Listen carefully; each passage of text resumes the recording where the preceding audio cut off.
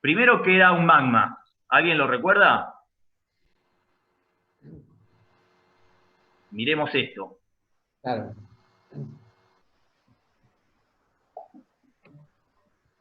¿Alguien recuerda que era un magma?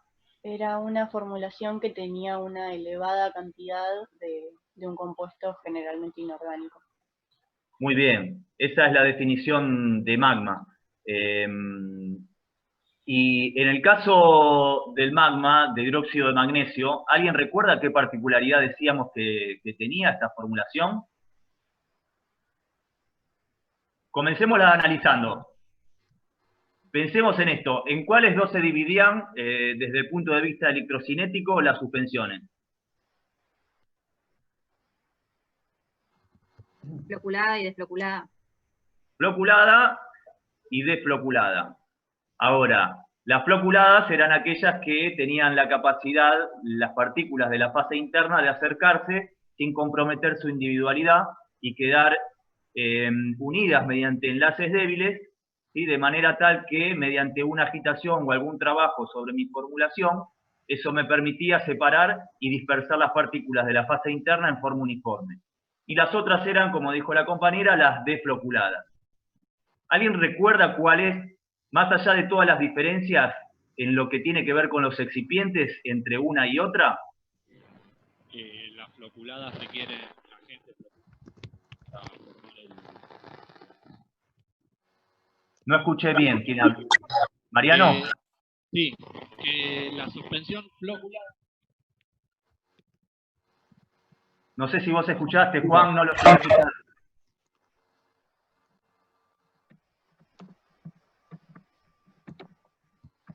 Bueno, no lo escuché a Mariano. Acá en el chat puso la necesidad de un agente floculante. Muy bien. Y había otra particularidad que diferenciaba las floculadas de las desfloculadas. En las desfloculadas, las D de dedo, ¿qué tenía que tener sí o sí? Un vehículo estructurado. Un vehículo estructurado. Entonces, ese puede ser un indicio que me permita a mí identificar, cuando después me tengo que fijar en otros aspectos, pero sería un indicio de lo que tendría que buscar para diferenciar inicialmente una floculada de desfloculada. En este caso, ¿tengo algún vehículo estructurado? No. No. ¿Por qué no?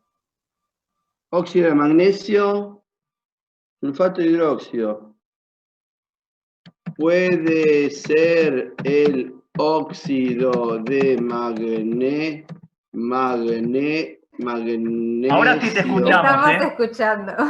Ah, ¿me están escuchando a mí? Perdón. Sí, pero no puede ser el óxido de perdón. magnesio, porque el óxido de magnesio es para formar in situ con el hidróxido de magnesio. El óxido reacciona con el hidróxido para... Sí, ya entendí. Sí. Entonces, si estos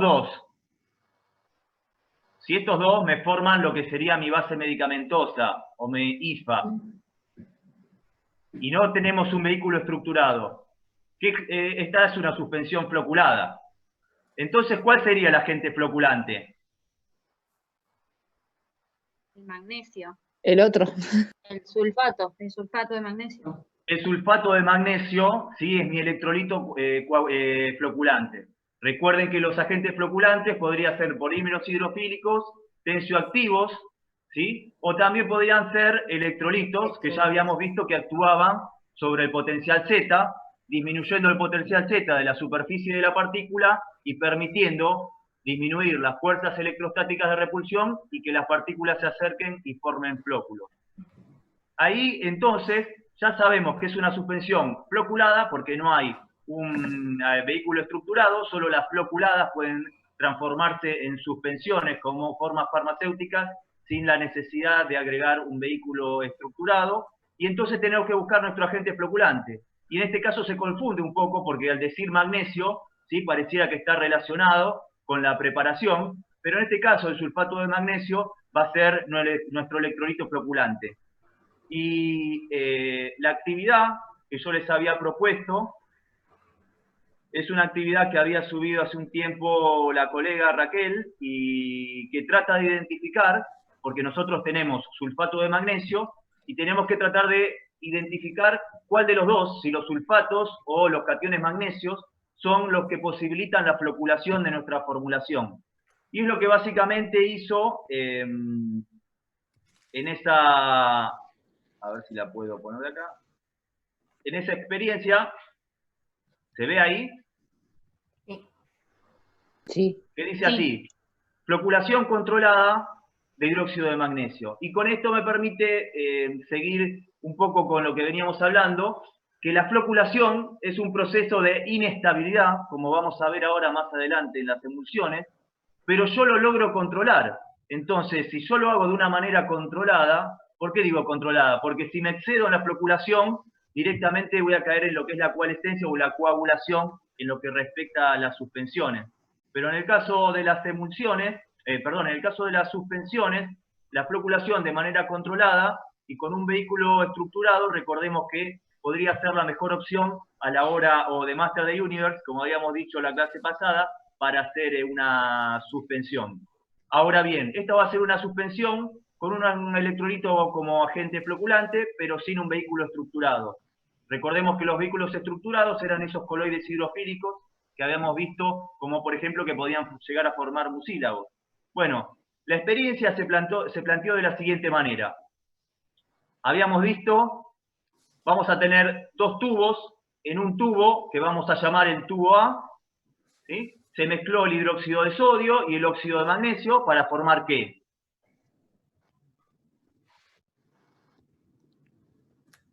Hidróxido de El magnesio. hidróxido de magnesio. El hidróxido de magnesio. Entonces, en la suspensión A vamos a tener nuestro IFA, o nuestra base medicamentosa, ¿sí? En este caso el hidróxido de magnesio. Y en lo que es la solución B, tenemos el sulfato de magnesio. ¿Qué es lo que sería el sulfato de magnesio? El agente floculante. El agente floculante, perfecto. Entonces lo que se hizo fue tener distintos tubos, y tengo en el primer tubo, tengo el A, es decir, tengo el IFA, y no tengo B, y tengo agua destilada, ¿sí? Y después en el resto de los tubos voy a tener la A, es decir, nuestra base medicamentosa, el hidróxido de magnesio, y voy a tener distintas cantidades de B, que es nuestro electrolito floculante. Lo que dice acá es la concentración que tiene cada tubo de nuestro electrolito floculante. Como yo les decía, determinar en forma experimental la concentración del electrolito floculante es muy importante porque es esa concentración exacta. Si yo me excedo, puedo producir una coagulación en mi formulación y si no es suficiente, no va a flocular, sino que va a sedimentar mi activo. Entonces, de esta manera, tengo concentraciones crecientes con todos los tubos de sulfato de magnesio. Y después lo que procedió a hacer es mezclar, ¿no? el tubo 2, el tubo A con el tubo B, y así obtuvo el 2, el 3, el 4, etc. Lo que se procedió a evaluar es lo que habíamos visto en la clase pasada, el volumen de sedimentación, que recordándolo brevemente sería el volumen que ocupan los flóculos. Cuanto más cercano está hacia uno, más floculada está mi suspensión, ¿sí? Y después determinó más adelante lo que sería beta, el grado de floculación. Entonces, esto se mezcló y se tomó ese espacio con una regla, se midió ese espacio, o en una probeta graduada, el espacio que tenían los flóculos, ¿sí? Y se graficaron este gráfico, valga la redundancia, donde se puede ver el F, que es el volumen de sedimentación, es decir, el volumen que ocupan los flóculos en función del tiempo. En función de la concentración del agente coagulante. Si ustedes observan acá, hasta 100 es lo que llegó acá con el agregado de agente floculante, que es el sulfato de magnesio. Y esto es, ¿sí?, el volumen que ocupan los flóculos, ¿sí?, el volumen de sedimentación a distintos tiempos. Ahora, lo que quiero que vean es lo siguiente. Estas son las formulaciones con distintos tubos, del 1 al 9, ¿sí?, con distinta concentración. Del 2 al 9, distinta concentración de agente floculante. El A no tiene nada, el 1, perdón, no tiene agente floculante, ¿sí? Y con el transcurso del tiempo, es más claro acá que en el gráfico, empezamos a ver cómo se separan. ¿Lo ven acá?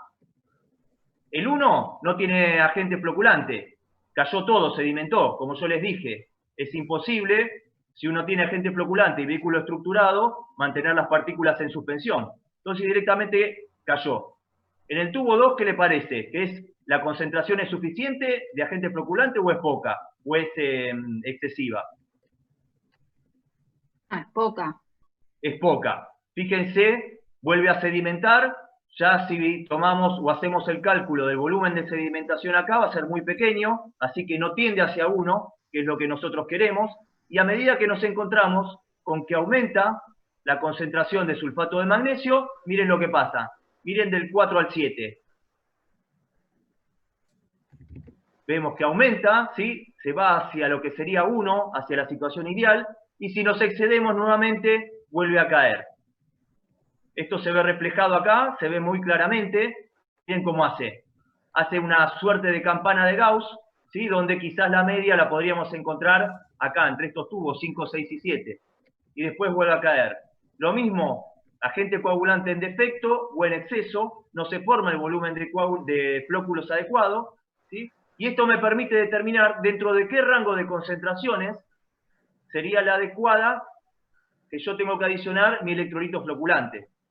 Ahora, en este punto ya sé, o ya estoy dentro de las concentraciones aproximadas, que tendría que usar mi agente floculante, ¿sí? Fíjense que entre 6 y 7 cada vez se acerca más a lo ideal, pasaron 60 minutos y está entre estas dos, ¿sí? Yo diría que 6 sería la óptima, ¿sí? Que está en el medio de 5 y 7, ya que 7 está muy cercano de 8 y empieza a caer, y lo mismo sucede con 5, así que quizás el tubo 6 sería una concentración adecuada.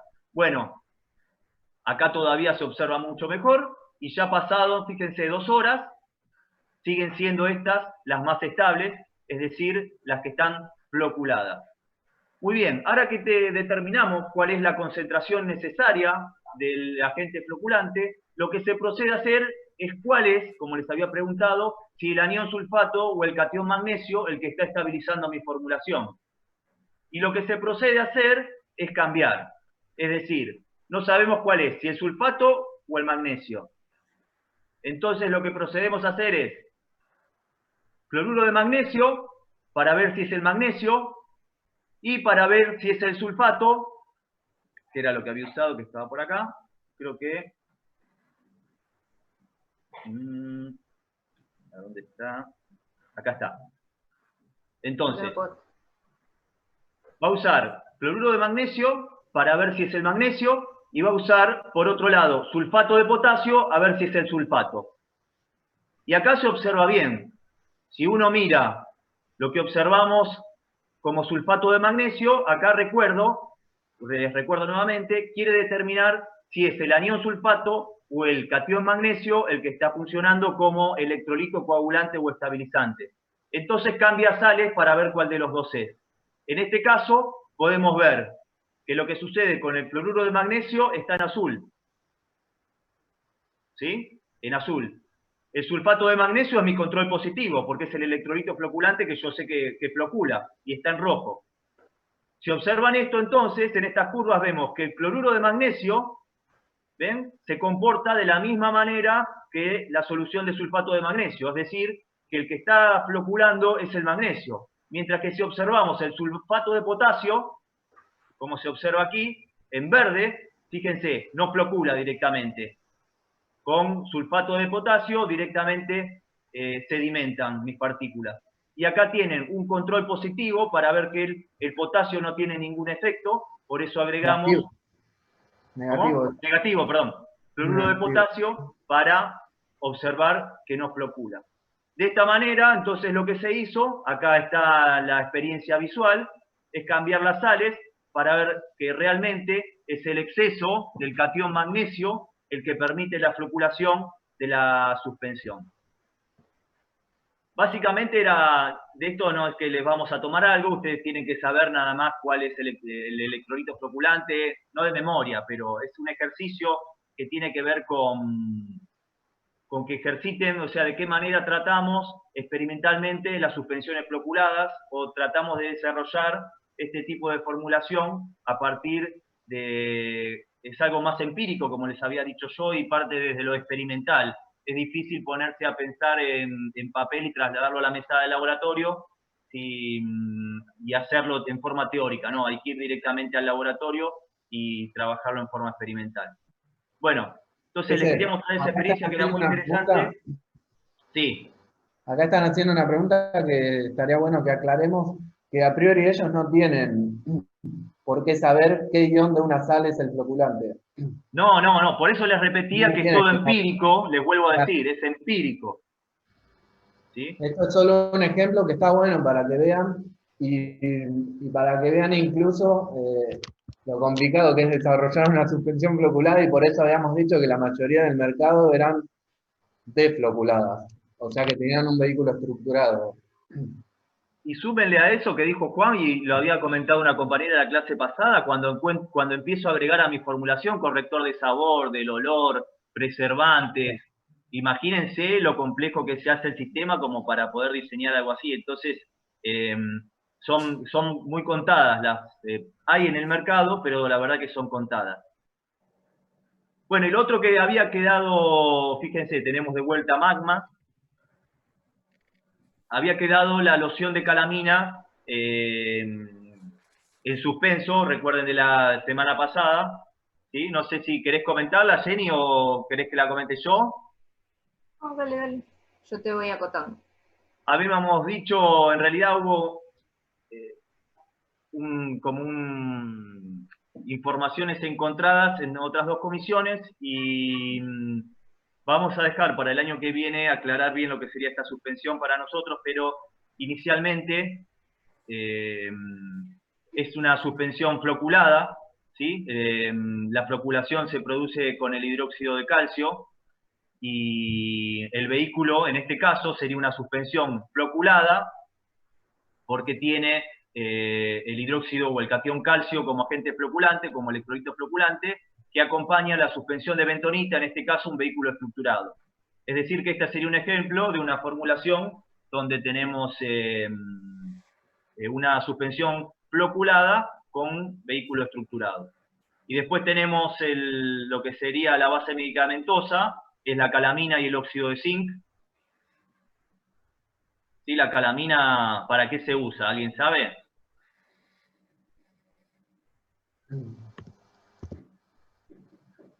Chan. Algo rosado que se pongan. Antipruriginoso. Claro, sí, se usa como antipruriginoso para el prurito. Y el óxido de zinc, ¿quién se acuerda? Que lo hemos visto. No es un secante, digamos, para secar la piel o algo de eso. Sí, tiene propiedades secantes, tiene propiedades protectoras también sobre la epidermis, así que bueno, son las dos bases medicamentosas. ¿Alguien sabe qué compone la calamina? ¿Alguien pudo buscar de qué se compone? Hierro 2, oxígeno 4, zinc. Entre otras cosas, ¿no? Está compuesta por varias cosas, pero una de ellas es óxido férrico y de ahí también tiene que ver con la coloración que presenta la calamina. Entonces, por eso se torna una suspensión de color rosada. Y básicamente, como les decía, era un ejemplo de una suspensión floculada con vehículo estructurado. A ver. Bueno. Astringente básicamente es por el óxido de zinc, como había dicho el compañero, y también es levemente antiséptico. Recordemos que el óxido de zinc tiene propiedades antisépticas también. Y no sé si hay algo más para agregar, Jenny. ¿O Juancito? Sí, el óxido de zinc, también como en algunas cremas como el óxido de titanio, usan una fina película para evitar también que penetre la luz o el sol. Se usa como pacificante. Pacificante se llama. Como pacificante. No, que la calamina es rosada, pero ahora salieron otras, como dijo ese, calaminas, digamos, incoloras, pero porque no tienen estos iones de hierro, que es lo que le da la coloración. Tienen otros componentes, entonces salen las versiones que no manchan, más estética, sin colores. Bueno, y paralelo a esto, tratar, digamos, lo que es similar. Entonces, que serían estas. ¿Alguien buscó algo de esta suspensión? Esta está buena para analizar, porque hay varias cosas. Y este sí, acá es muy similar a lo que es el Benadryl, ¿no?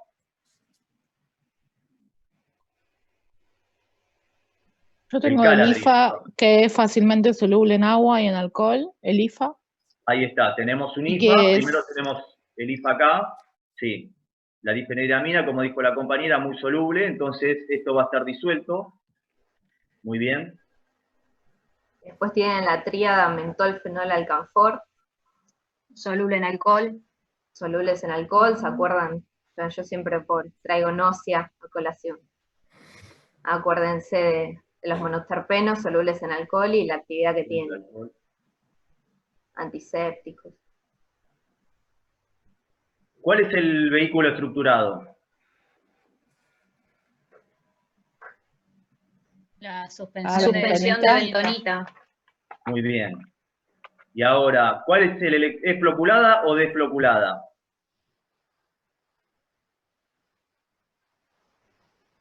Floculada, dicen por el chat. Claro, supuestamente si tengo la otra, el electrolito o el catión floculante era el calcio, fíjense que acá lo vuelvo a tener y tengo también la misma cantidad de calamina. La difenidramina está disuelto, el mentol cristal está disuelto, el fenol es líquido y el alcanfor está disuelto. Así que el único polvo suspendido, de eso más que nada estaba bueno el ejercicio de esta formulación, el único polvo suspendido es la calamina, ¿sí? El resto está disuelto de manera tal que... Y el óxido de zinc, ese también. Y el óxido de zinc, perdón, gracias Juan, el óxido de zinc, estos dos, es lo mismo que el anterior que vimos. Estos dos son los únicos dos polvos suspendidos, con las mismas funciones que vimos antes, ¿sí? Quizás tenemos también que mencionar alguna función, a veces está la discusión en si es coadyuvante o si es un IFA. En realidad no está del todo estudiado el mecanismo de acción de estos que son excipientes, una suerte de coadyuvantes, pero no, el fenol tiene propiedades antimicrobianas, el alcanfor tiene propiedades, por un lado, antimicrobianas, por el otro lado también comer rubefaciente, también el mentol cristal, como esto va a ser una formulación tópica, el mentol se ha observado que produce como un efecto anestésico sobre la piel, de manera que puede ser un coadyuvante para aliviar la acción antipluriginosa de la calamina, ¿no? Entonces, y la difenidramina la penetración de los activos. también. ¿Y la difenidramina para qué la pongo? Como antihistamínico. Un antihistamínico. Antialérgico. Claro, antialérgico. Recuerden que obviamente esta formulación, alguien no sé, a mí sí me pasó que me picó una abeja una vez y mi mamá me puso Caladryl. Y para sí, a veces esas picaduras que no sabes qué es, una araña, es dudosa el origen, ¿no? Te ponían una gotita de Caladryl y por lo menos no te rascaba.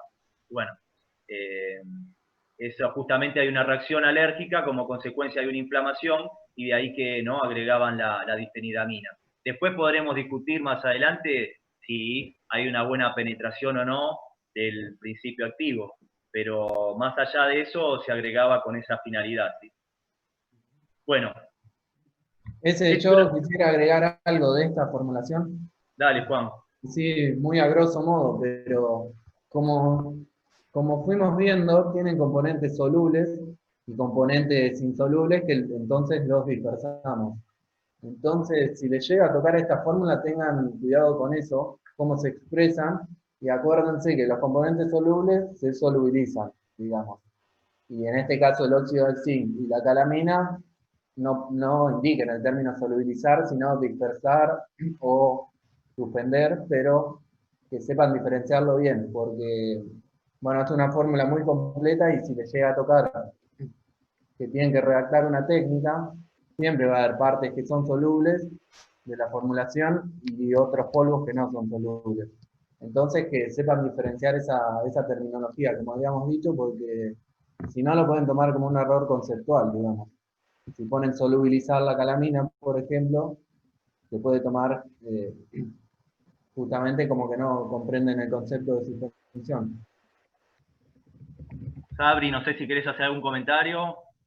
No, estamos bien, por suerte.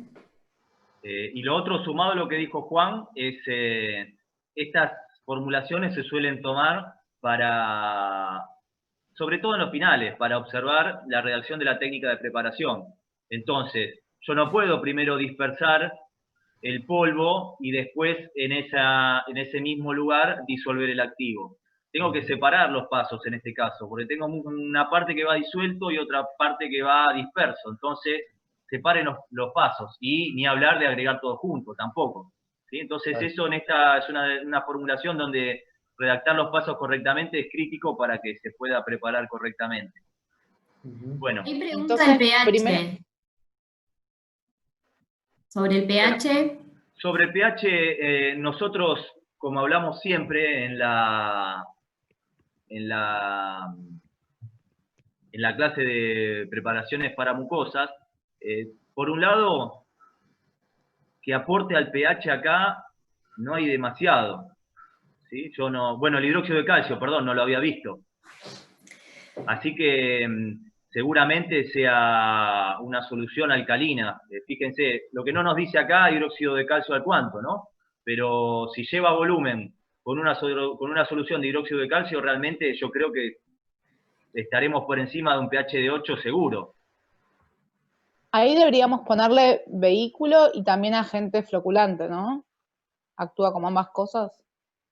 Sí, estás en lo correcto. Lo que pasa que, bueno, acá tenés el agua destilada, fíjense que tiene una porción, no lo aclaramos, pero ¿para qué va a usar esta agua destilada? Para disolver el IFA. Cosolvente del IFA, Perfecto. claro. Perfecto, para disolver el IFA.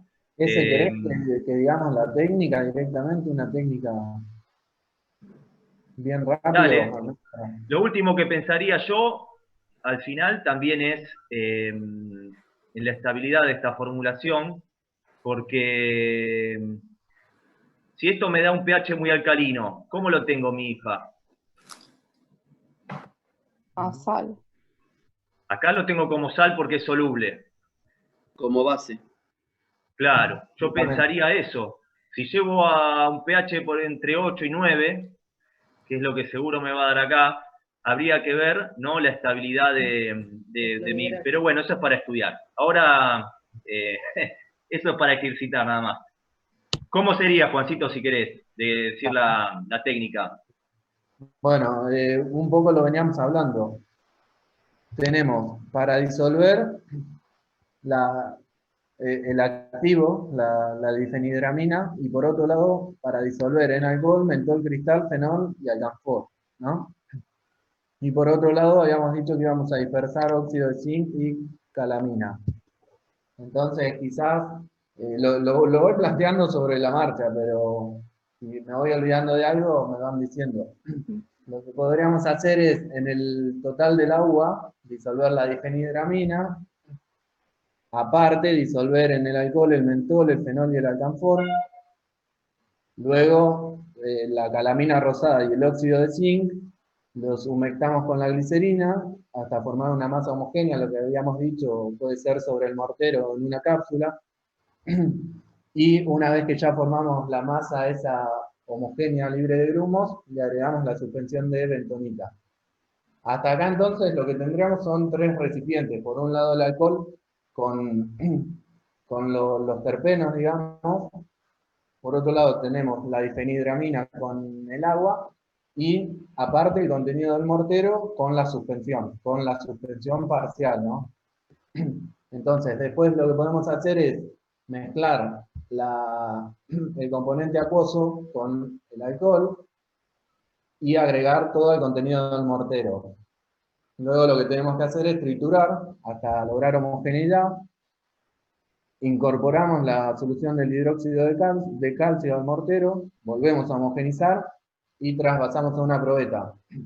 Lo que, si se acuerdan de suspensiones, lo que habíamos visto es que reservamos parte del vehículo para lavar el contenido del mortero. Entonces, como nuestro vehículo es el hidróxido de calcio, que además habíamos dicho que también era floculante, agregamos sobre el mortero, realizamos lavado y llegamos a volumen en la probeta y por último envasamos y rotulamos. Fui medio rápido, pero bueno, espero que hayan entendido. No me olvidé de Seguro nada. que, no, que lo dijeron en el seminario pasado, acá hay pocos polvos, pero por ejemplo en el magma, cuando hay mucha cantidad de polvo está bueno tamizar primero los polvos para que después cuando uno los ponga en el mortero tenga esta homogeneidad del tamaño y sea más fácil, como dijo Juan, triturarlos.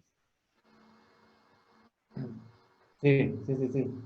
Sí, eso es importante porque si no, lo que habíamos dicho, si está aglomerado el polvo, puede que no se llegue a humectar y después ese grumo va a quedar en la suspensión, digamos. Y no lo Y vamos ese, a poder humectar luego. Si no lo y hicimos ese al grumo que principio, no entonces está no. humectado después va a tener problemas en la dosificación. ¿Sí? Así que es muy importante que esté homogéneamente distribuido. Tal cual. Y en el aspecto, obvio. Una preguntita. En Sí. este caso, que es una suspensión floculada. Mi agente floculante es la solución de hidróxido de calcio. ¿Yo debería ya agregarlo cuando hacemos lo de la calamina, el óxido de zinc y la glicerina? O sea, cuando empezamos a suspenderlo, ¿ya tiene que estar el floculante o es un tema de que esté después al final? No, va a ser de estabilidad de la formulación después. Claro, No va a es ser para algo cuando... inmediato, claro. Está muy No, bien está la bien. pregunta, pero no va a ser algo inmediato, va a ser para la estabilidad futura. Ah, ok. Claro. Bueno, importante recordarles que quizás ahora no le van a ver el sentido, nosotros insistimos mucho con la técnica y le rompemos bastante con la técnica, más que nada porque sabemos que ustedes lamentablemente no cuentan con la parte de laboratorio, con lo experimental, entonces no lo pueden ver, pero después se lo vamos a tener que evaluar. Entonces, por eso insistimos tanto y tratamos de alguna manera de tratar de explicarles y que puedan llegar a comprenderlo, porque en el final se lo van a tomar y es más, les digo a aquellos que dejan la asignatura para rendir después de mucho tiempo, que traten de mantenerse actualizados porque vamos cambiando las fórmulas, pero también sumado a ello que anoten todas estas particularidades porque uno después se olvida, va al final y mete la pata y bueno, los errores así en la técnica de preparación después no, por ahí hacen que uno desapruebe o que no nos vaya bien en el examen. Así que tengan en cuenta todas esas cositas, ¿no? De anotar eh, para tenerlas presentes una vez que rindan más adelante. Bueno. Esas fórmulas que tenemos, perdón, esas fórmulas que tenemos que estudiar son todas estas, las fórmulas problema y las de la guía también. De memoria de estudiar, nada. acordate que No, ninguna. sí, Ninguna. Sí, pero de que tener en cuenta leerlas porque, y sí. practicarlas, o sea, ver lo que estuvimos debatiendo ahora, lo mismo que hizo Juan, de ir pensando cómo sería una técnica, con los componentes que tenés, cómo sería adecuado. O sea, lo ideal es interpretarlo y usar el criterio, ¿no? De memoria ninguna. Después tienen como ejemplos todas las de las guías, las de los talleres, la formulación problema que están enviando ustedes a los ayudantes. Claro, sí, sí, apuntamos al criterio, digamos.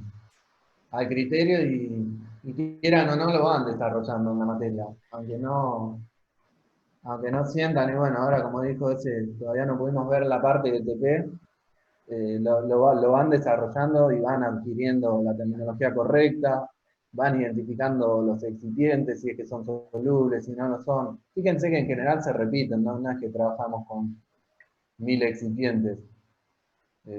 Se van familiarizando, digamos. Sí, y algo muy importante también en emulsiones, que bueno, hoy lo vamos a ver, pero a veces el agregado de una porción sobre otra cambia y eso cuando esté en el laboratorio se van a dar cuenta. Capaz uno lo dice como muy por arriba y después cuando está en el laboratorio ustedes se dan cuenta que es imposible agregar una fase sobre otra o que es más fácil, en este caso vamos a ver de emulsiones, una fase acuosa sobre una oleosa y no viceversa y todas esas cosas las van a ir adquiriendo con la práctica, así que tranquilos con eso que esperemos podamos volver. Bueno.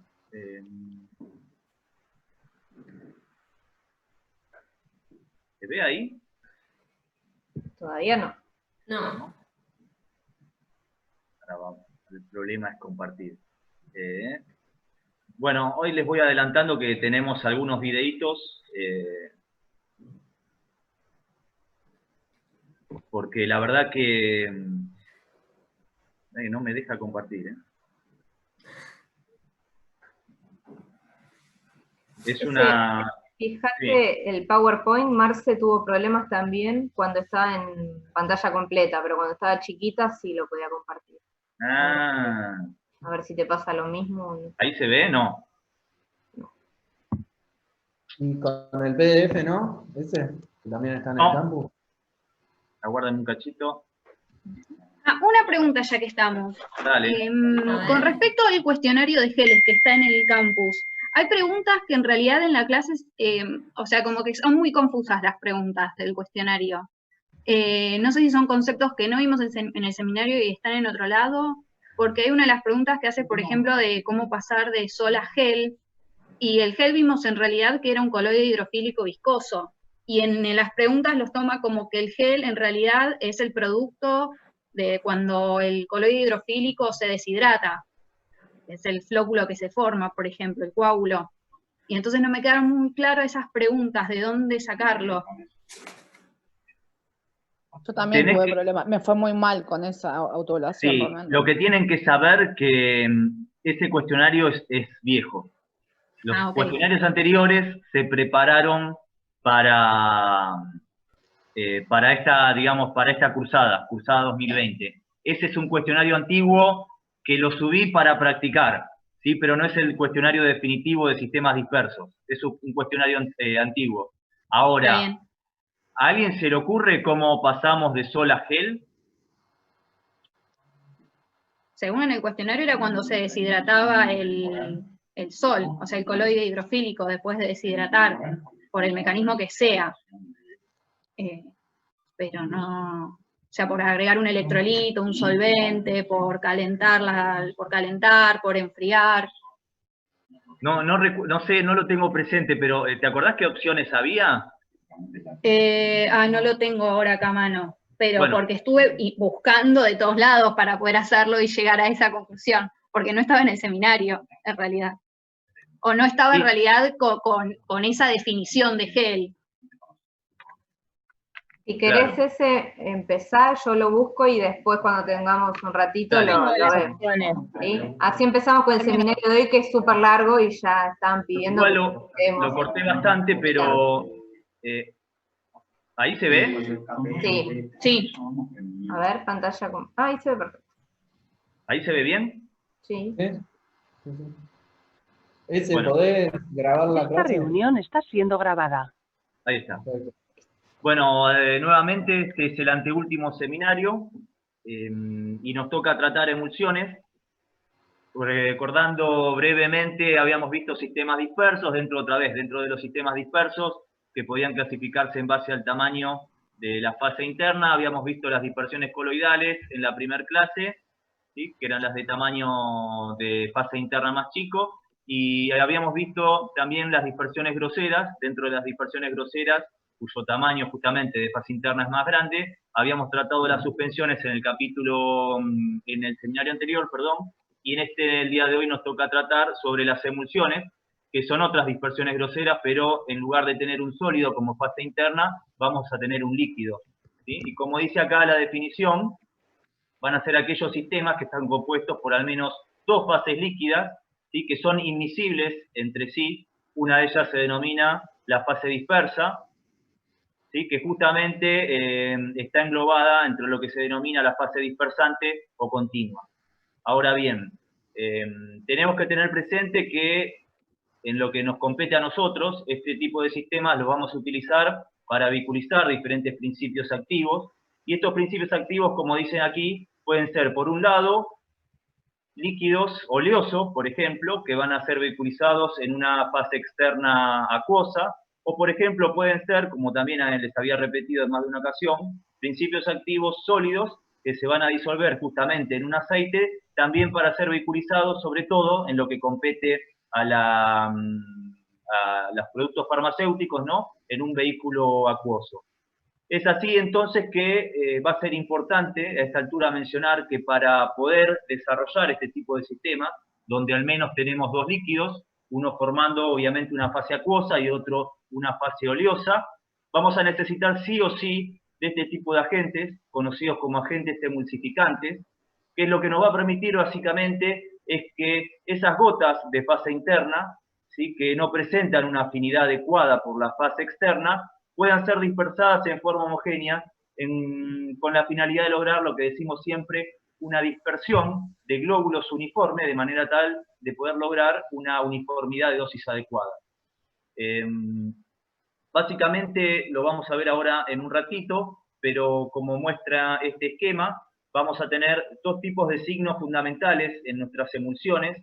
Por un lado, las emulsiones OW, el signo primero, la O significa de aceite, de oil, y la W de water, de agua. Quiere decir que esta es una emulsión donde la fase interna es oleosa, corresponde al oil, ven que tiene la lupita que simula acá, mostrando los glóbulos de aceite, y la fase externa va a ser agua. Todo lo que rodea va a estar compuesto por agua. En este caso es una emulsión que nosotros le decimos de signo opuesto, WO, siempre el primero, se trata de la fase interna, ¿sí?, o fase dispersa, en este caso es el agua, como se muestra acá, agua con la lupita, y la fase externa que la engloba, ¿sí?, está compuesta por aceite. Ahora, ¿cuál les parece de las dos las de mayor utilidad farmacéutica? La primera. Oil water. La primera, Oil sobre water. todo para lo que tiene que ver tanto la administración oral y parenteral y tópica. Básicamente vamos a ver que estos son los sistemas preferidos y de más utilidad en la industria farmacéutica. Y básicamente este seminario vamos a tratar de hablar y desarrollar sobre todo sobre este tipo de sistemas. Vamos a ver algunos otros, pero la mayoría del seminario está dedicado a este tipo de formulaciones. Ahora bien, si ustedes observan en detalle alrededor de esta lupa, ¿qué pueden observar? Más allá del aceite. O si quieren en esta.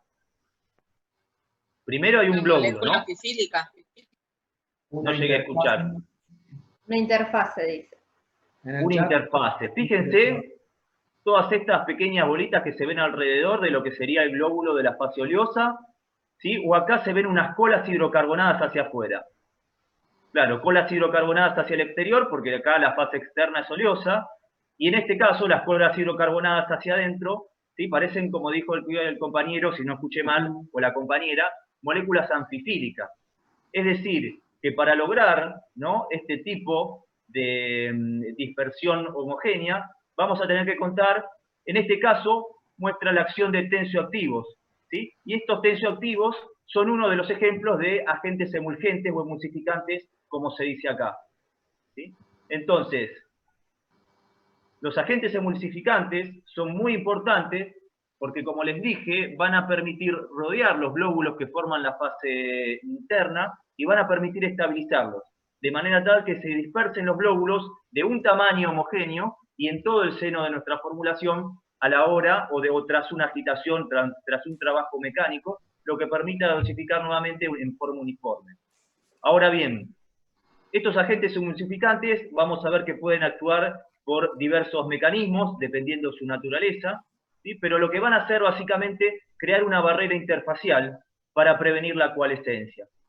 Les adelanto que la coalescencia va a ser un fenómeno de inestabilidad y la coalescencia va a ser el fenómeno tal mediante el cual nuestros glóbulos que forman la fase interna se fusionan y pierden su individualidad. Una vez que el glóbulo, como nos pasaba en suspensiones, y las partículas, ¿no?, en realidad formaban la torta, es decir, que se juntaban y perdían su individualidad, sucede lo mismo con los glóbulos que forman la fase interna de las emulsiones, es decir, que esos glóbulos, una vez que se acercan demasiado, se fusionan y pierden su individualidad y mediante agitación no se pueden redispersar nuevamente en los glóbulos del tamaño correcto que era el que tenía originalmente mi emulsión. De ahí la importancia de elegir sí o sí un agente emulsificante adecuado, ¿sí?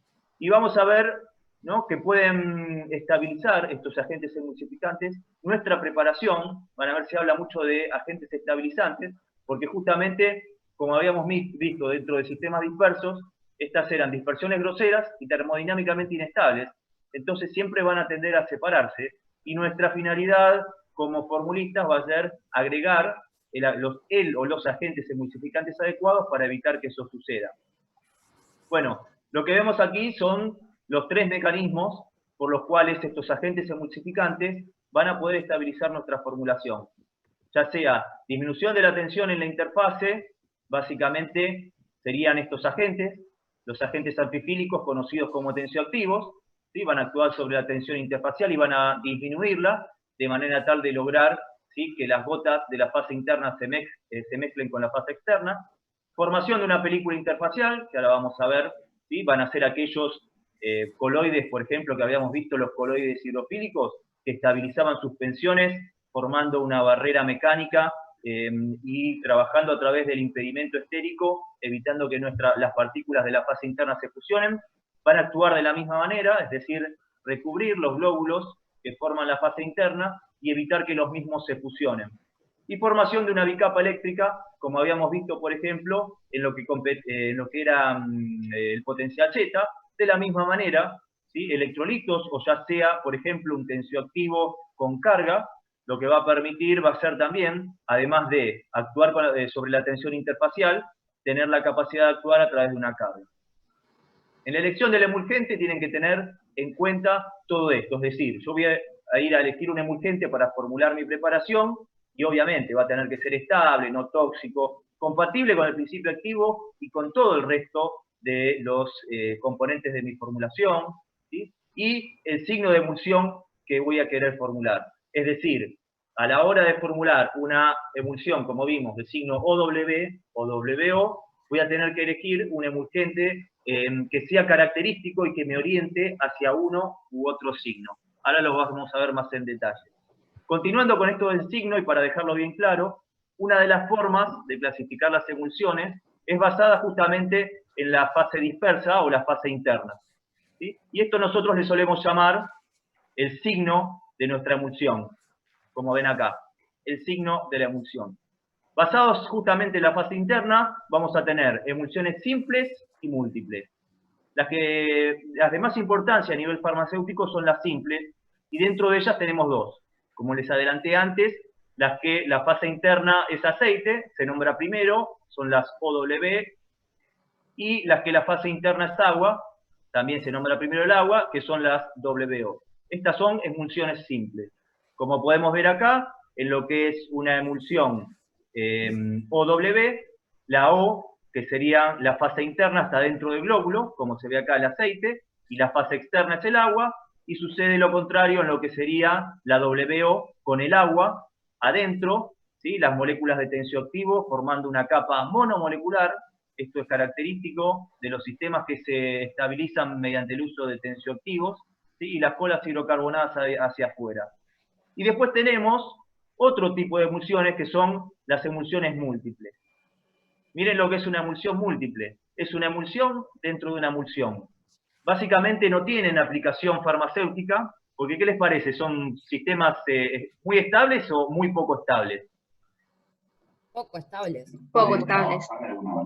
Muy poco estables. Piensen que tengo que formar, en este caso, que está el ejemplo acá, primero forma una emulsión aceite, fíjense, agua-aceite, WO, primero agua-aceite, y esa agua-aceite la emulsiona en otra aceite, en una fase externa aceite. Entonces, son muy complejas de elaborar, requieren múltiples pasos, entonces para cargar un principio activo en este tipo de formulaciones resulta muy costoso, los ensayos de estabilidad ni hablar, entonces van a encontrar su utilidad sobre todo radica en lo que son productos cosméticos. Ahí es donde este tipo de formulaciones resulta interesante, pero no para lo que serían productos farmacéuticos.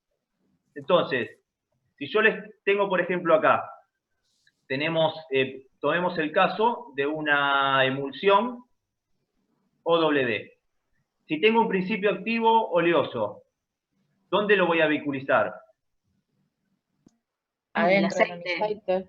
Adentro. Mi principio activo oleoso estará aquí. Entonces lo que haré será disolver en el aceite, en caso de que sea un sólido y no sea un aceite, disuelvo en el aceite y luego de disolver el aceite lo integraré al sistema en forma de emulsión con el resto de los componentes, como por ejemplo el tensioactivo. Y en este caso sucede lo contrario. Puede ser un principio activo acuoso, que no sé por qué lo quiero vehiculizar acá, por eso les decía que estas son en general muy poco utilizadas, porque se suele observar que si tenemos un principio activo hidrofílico, también se vehiculiza acá. Es decir, este tipo de sistemas nos va a permitir vehiculizar un principio hidrofílico afuera, disuelto en la fase externa, y un principio activo hidrofóbico, o más, ¿no? Un principio activo hidrofóbico disuelto en la fase interna y vehiculizar ambos APIs a la misma vez. Esta es una de las características particulares que presenta este tipo de formulación. Ahora bien, lo que tenemos que pensar y tener en claro desde el inicio del seminario, y que resulta muy difícil de observar cuando uno no estuvo en el laboratorio, es que cuando hablemos de emulsiones, como lo contempla la definición de la farmacopea argentina, vamos a tener emulsiones líquidas y emulsiones semisólidas. ¿Sí? Entonces a uno le parece que ahora estamos hablando todo de líquido, y en realidad tenemos que tener en claro que emulsiones, ¿sí?, puede estar referido a cualquiera de esos tipos de dos formas farmacéuticas, líquidas o semisólidas. En el caso de las líquidas son más aceptadas, obviamente, para la vía oral, y son también utilizadas para la vía tópica y parenteral, y en el caso de las semisólidas son utilizadas para la vía tópica, principalmente. Pero bueno, cuando son sistemas bifásicos, emulsiones en forma semisólida, las solemos llamar cremas, y vamos a ver también sus características en el seminario siguiente. Hoy las vamos a tratar un poco, pero bueno, para que tengan la visión de que una emulsión puede ser una emulsión líquida o una emulsión semisólida. Otra forma de clasificar a las emulsiones va a ser de acuerdo a su tamaño, básicamente el tamaño del glóbulo de la fase interna, que es lo que se observa acá en este dibujito. Lo lindo de las emulsiones es que uno la puede hacer en el laboratorio, las pone en un porte y las puede ir a ver al microscopio óptico, y se ven como tal cual lo que ven acá. La ponen, si está bien formulada, se ve así, de esta manera, ¿sí? Y bueno, este es en el caso de una microfotografía que ustedes pueden observar acá. Está el tamaño del glóbulo, o de lo que sería la fase interna, 0,04 milímetros. ¿Sí? Quiere decir que estoy aproximadamente en 40 micras. Ahora bien, en base al tamaño de este globulito, es que vamos a encontrarnos con las macroemulsiones, que son las que vamos a encontrar en el mercado farmacéutico, cuyo tamaño en general tienen ahí que oscila entre 0,5 y 1, si mal no recuerdo lo que les dice uno de los slides del seminario con audio. En realidad pueden tener tamaños superiores y van a encontrar de 5 y 10 micras de tamaño interno. Básicamente lo que tienen que tener claro es que suelen tener un tamaño superior a esta medida, ¿sí?, a 0,6, 0,5, 0,6 micras, y que son termodinámicamente inestables. Su apariencia es lechosa, es decir, que puedo identificar a simple vista que se trata de una emulsión, o en su defecto podría tener dudas, ¿no?, en el caso que se trate de una emulsión líquida, que sea una suspensión, ¿no? Pero sí puedo diferenciarla directamente de una solución en forma visual. Luego tenemos a las microemulsiones, tienen tamaños más chicos. Fíjense, estos no son micrones, sino que son nanómetros, y tienen un tamaño entre 10 y 500 nanómetros. Ahora, como dice acá, la forma de formular este tipo de sistemas, las microemulsiones, hace que sean termodinámicamente estables y se forman in situ cuando uno mezcla los componentes. Está buenísimo hacer microemulsiones, es muy entretenido, y son una forma farmacéutica que se utiliza mucho a nivel farmacéutico. Su apariencia es translúcida, ¿sí?, y tienen, como dice acá, una alta concentración de emulgentes, que lo diferencia de las otras dos, mucho emulgente, pero no solo eso, tienen la característica fundamental que las diferencia que tienen lo que se llama un coemulgente o cosurfactante. Esto caracteriza la presencia y es un requisito indispensable para la formulación de microemulsiones, la presencia del cosurfactante. Y después tenemos las nanoemulsiones, que uno pensaría, bueno, si tengo las macroemulsiones termodinámicamente inestables, las microestables, y dice las nanoemulsiones tienen que ser muy estables. No, no es así, sino que tienen una estabilidad intermedia, y como les dije, las microemulsiones se forman de manera espontánea cuando uno mezcla los componentes. En el caso de las macro y las nanoemulsiones no se forman de manera espontánea, sino hay que darle cierta energía, ¿sí? A través de aparatos especiales. En el caso de las macro hay que utilizar solamente, ¿no? Puede ser el trabajo de uno mismo. En el caso de nanoemulsiones se requiere de un equipamiento distinto, ¿sí? Homogenizadores ultrasónicos y ese tipo. Y ahora bien, su aspecto es opalescente, tornándose a su lado. Bueno, para que tengan un ejemplo y uno no se dé una idea de las macro y las micro, bueno, las microemulsiones se ven así. Yo acá les agregué una foto del Neoral. El Sandimum es una microemulsión de ciclosporina que tiene 100 miligramos por mililitro, y quizás no se llega a apreciar bien, pero si ustedes se lo ponen al lado de un jarabe, no van a notar, ¿no? Por ejemplo, no sé, un jarabe de algún principio activo, jarabe de difenhidramina, no notarían cuál de los dos es la solución o la forma farmacéutica solución, porque realmente a nivel visual no puedo diferenciar la microemulsión, ya que es traslúcido, ¿sí? Y esto se logra justamente, como les dije, acá tenemos una imagen de lo que sería una microemulsión. Esta es la fase hidrofóbica interna, y la microemulsión se va a formar con las moléculas del tensioactivo, que son las que están en rojo, acá llamado surfactante, ¿sí? Pero con el agregado de un cosurfactante. El cosurfactante es necesario, como les dije, requisito indispensable para la formulación de las microemulsiones. En el caso de lo que son las emulsiones o las macroemulsiones, solo contamos o solo necesitamos el agente tensioactivo, ¿sí? Para rodear justamente a los glóbulos de la fase interna. Sí.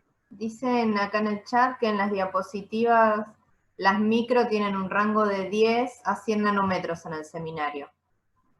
Pues sí, está bien. Puede ser de 10 a 100 nanómetros. No está mal. Está correcto. En general, a veces quizás el tamaño varía un poco, pero sí, suelen tener un tamaño de 10 a 100 las microemulsiones. Acá en vez de 500, 100. Varía un poco a veces el tamaño, no ténganlo así. No es tan estricto, Con digamos. pinzas. Es lo que, Sí, porque el hecho de fíjense decir, esto. de dónde lo leas puede variar. Claro, ¿qué pasa? Si yo acá pongo 1, de 10 a 100, y las macros son mayores a 0,6. ¿Qué me queda cuando obtengo uno de 150 o de 200 nanómetros?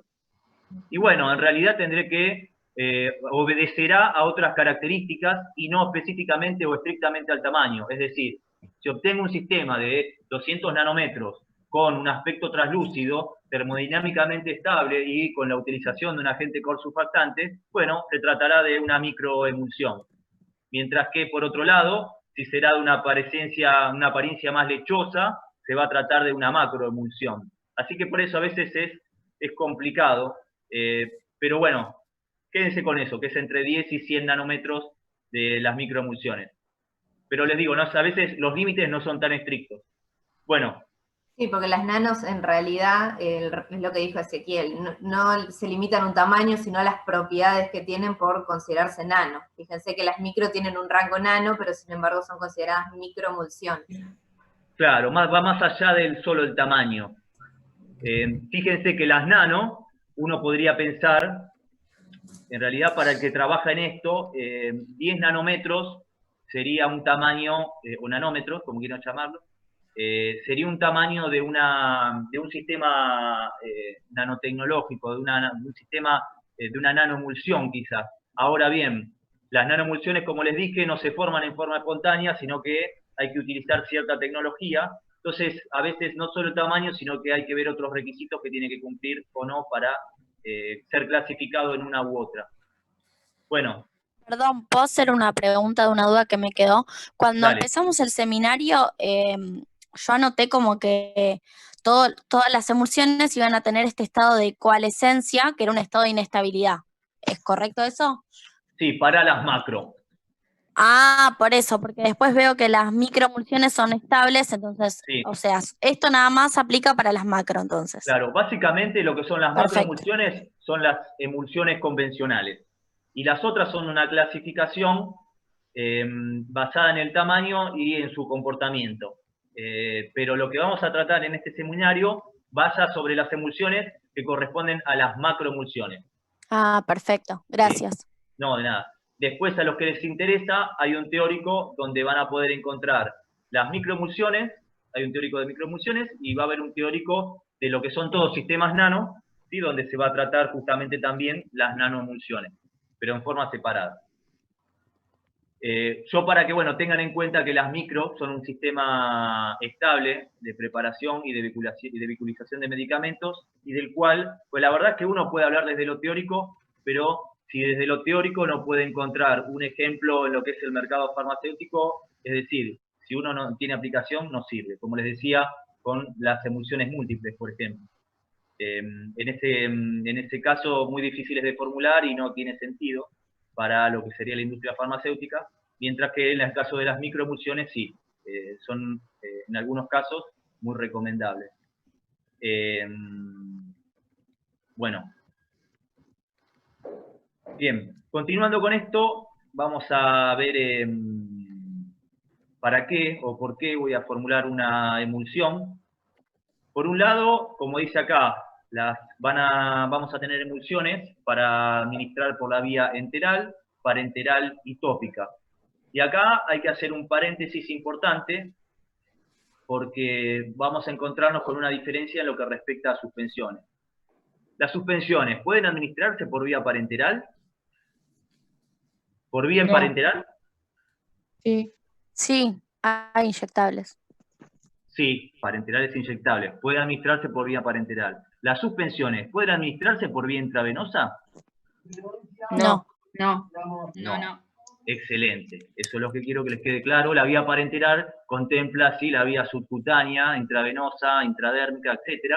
Entonces, dentro de la vía parenteral, las suspensiones sí pueden administrarse, porque por un lado se pueden administrar por vía intramuscular o subcutánea, con las vacunas, pero no por vía intravenosa. Y esto es lo que los diferencia a otras dispersiones groseras que son las emulsiones. En el caso de las emulsiones, al tener glóbulos, los glóbulos no son lo mismo que las partículas sólidas que forman la fase interna de las suspensiones, y esta es una diferencia ya que las emulsiones sí se pueden administrar por vía intravenosa.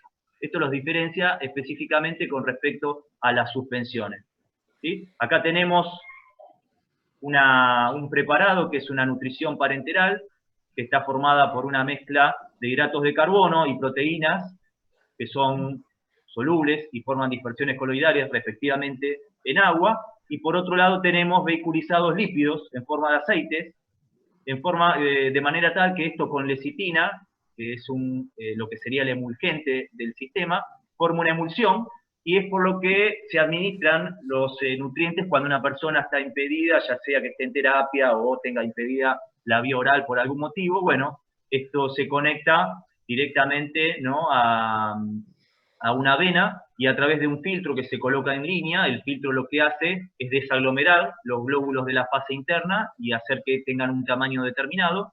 Bueno, esto se administra en forma endovenosa. Y así van a encontrar también otros ejemplos que después vamos a revisar de preparados que están en el mercado, son emulsiones y se administran por vía intravenosa. Esta es una diferencia importante con respecto a las suspensiones, porque va a ser un sistema que nos va a permitir vehiculizar, ¿sí?, un agente poco soluble, ¿sí?, directamente en un vaso sanguíneo. Muy bien.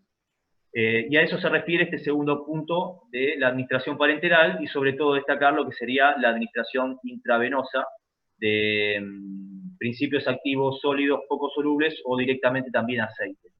En lo que respecta a la administración enteral, la verdad es que si ustedes buscan ejemplos es muy difícil, porque son poco aceptados, ¿no? Cuando uno va a tomar este tipo de sistemas no resulta tan agradable, y por un lado son más aceptadas las suspensiones que en el caso de las emulsiones, básicamente porque suelen dejar una sensación aceitosa sobre el paladar o sobre la lengua, más allá de todo de que sea una emulsión OW, es decir, la fase interna oleosa, produce esa sensación.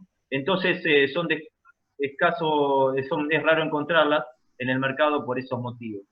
Ahora bien, sí son útiles desde el punto de vista farmacéutico porque nos permiten enmascarar sabores y aromas desagradables, como sucedía con las suspensiones, vehiculizar principios activos liposolubles y mejorar la biodisponibilidad. Este es un claro ejemplo, y por ejemplo, en el caso que vimos antes de la ciclosporina, ¿sí? Está estudiado, lo que yo les mencionaba, la ciclosporina en forma de microemulsión. La microemulsión mejora ampliamente la biodisponibilidad del activo con respecto, por ejemplo, a una suspensión o a las formas sólidas, ¿no? Ni hablar. Pero tiene que ver con esto, ¿sí? Mejorar este aspecto. Y un ejemplo que vamos a encontrar acá, y después el que quiera puede repasar, buscarlo en algún vademecum, es el factor Ag Forte, donde la simeticona, que es un aceite que se utiliza como antiflatulento, está vehiculizado en un vehículo acuoso. Con respecto a esto les quería aclarar, que después lo vamos a ver con la guía de trabajos prácticos, la fórmula que íbamos a hacer este año en el trabajo práctico era esta que ven acá. Íbamos a preparar simeticona forte en emulsión, pero debido a los contratiempos que todos conocemos, vamos a mantener la misma formulación del año anterior, que era gentamicina 0,1% en forma de crema. Después lo voy a aclarar nuevamente, lo voy a dar con más detalle, pero para adelantarles que, bueno, este va a ser la formulación, pero lamentablemente no vamos a poder hacerlo. Y les recuerdo, este es un aceite, la simeticona es un aceite muy, pero muy viscoso. La forma de vehiculizarlo justamente no es darle a tomarse aceite porque la mayoría de las personas no lo podrían deglutir y terminarían vomitándolo. Entonces se recurre a preparar una emulsión para enmascarar y mejorar los caracteres organolépticos de ese aceite, ¿no? Hacerlo más agradable. Y se lo vehiculiza justamente en un vehículo acuoso. Después pueden buscar si quieren qué contiene, cuáles son los emulgentes, etc. Acá lo que ven es un ejemplo en el diazepam, una benzodiazepina, todos sabemos que tienen una solubilidad acuosa limitada, y en Estados Unidos también los tiento a buscar cómo se presenta el inyectable, el diazepam en inyectable en nuestro mercado. Les voy a decir, les adelanto que es en solución, pero fíjense qué tipo. En Estados Unidos tienen otro tipo de sistemas que es el diazepam en forma de emulsión.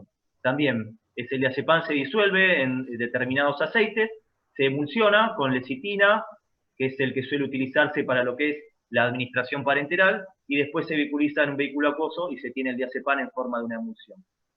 Bueno, básicamente a nivel tópico vamos a encontrar que es el mercado más amplio, por lo menos en nuestro país, donde se suelen encontrar este tipo de formas farmacéuticas, las emulsiones.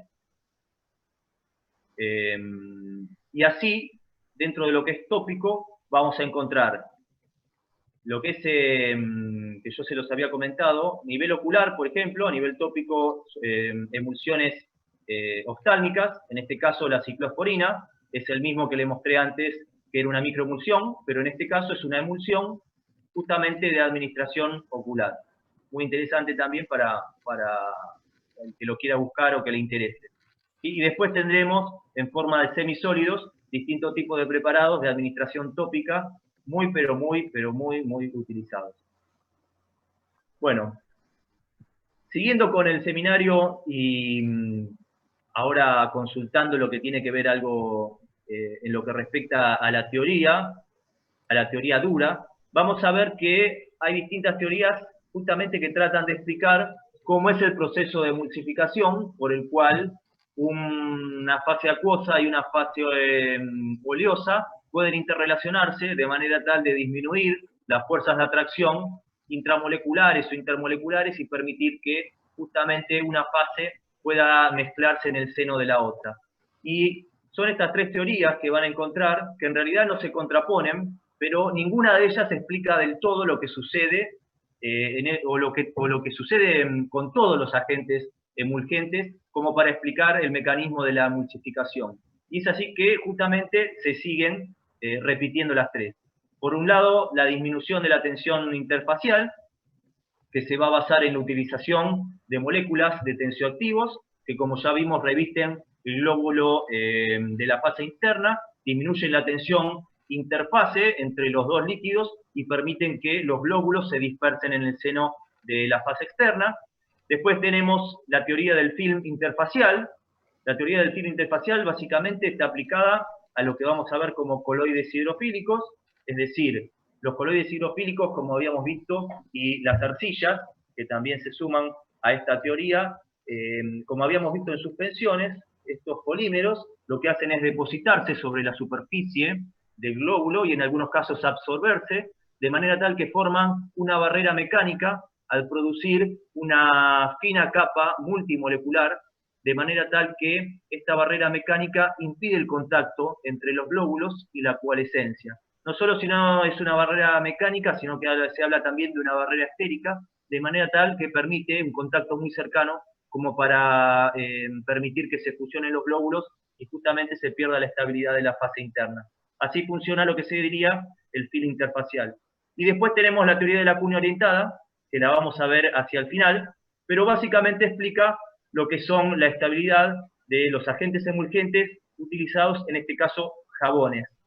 Como les mencioné, si ustedes observan cada una de las teorías, explica el proceso de emulsificación, pero basado principalmente en el agente emulgente. Por eso les decía que las teorías se complementan y ninguna de ellas explica en su totalidad la teoría de la emulsificación.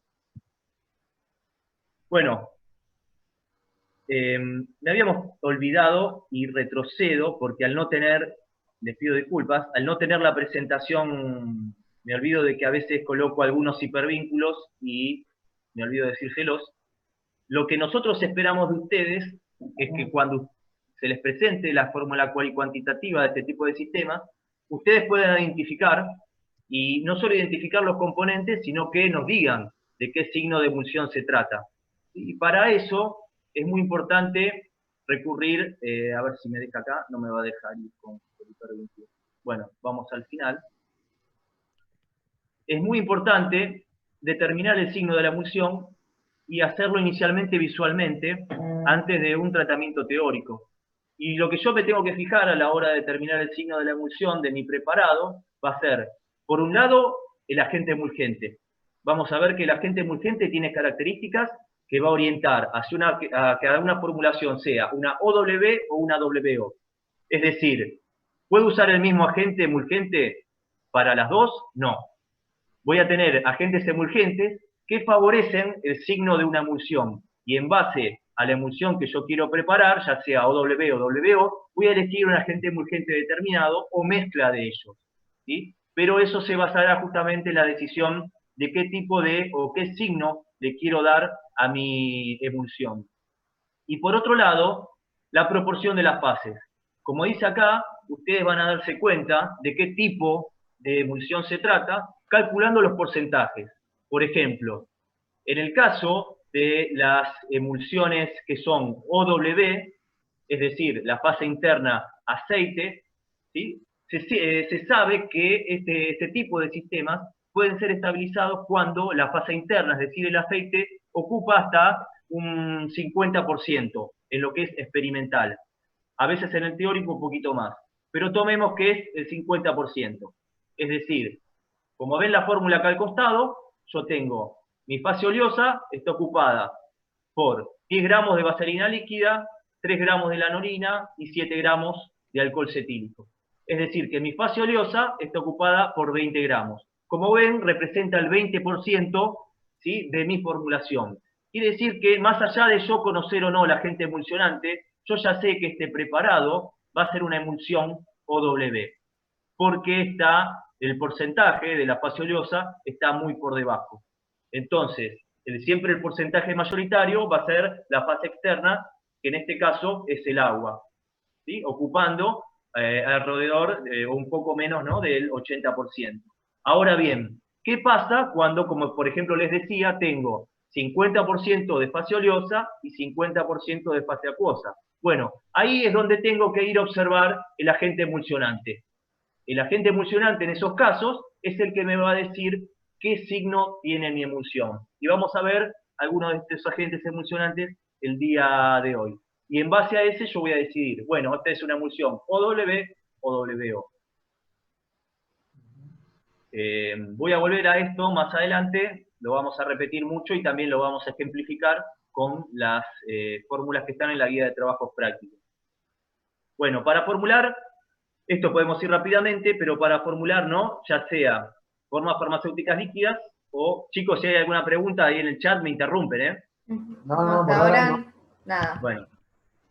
En el caso de las formulaciones, como les dije, las emulsiones vamos a tener sistemas líquidos o semisólidos, pero básicamente se componen ambas, ¿no? Ya sea líquidos o semisólidos, al menos de 2 fases, como habíamos dicho, una fase acuosa, que puede estar formada por esto que ven aquí, y una fase oleosa, ¿no? Por aceites, grasas o sustancias liposolubles. Y sí o sí, tengo que encontrar el tensioactivo.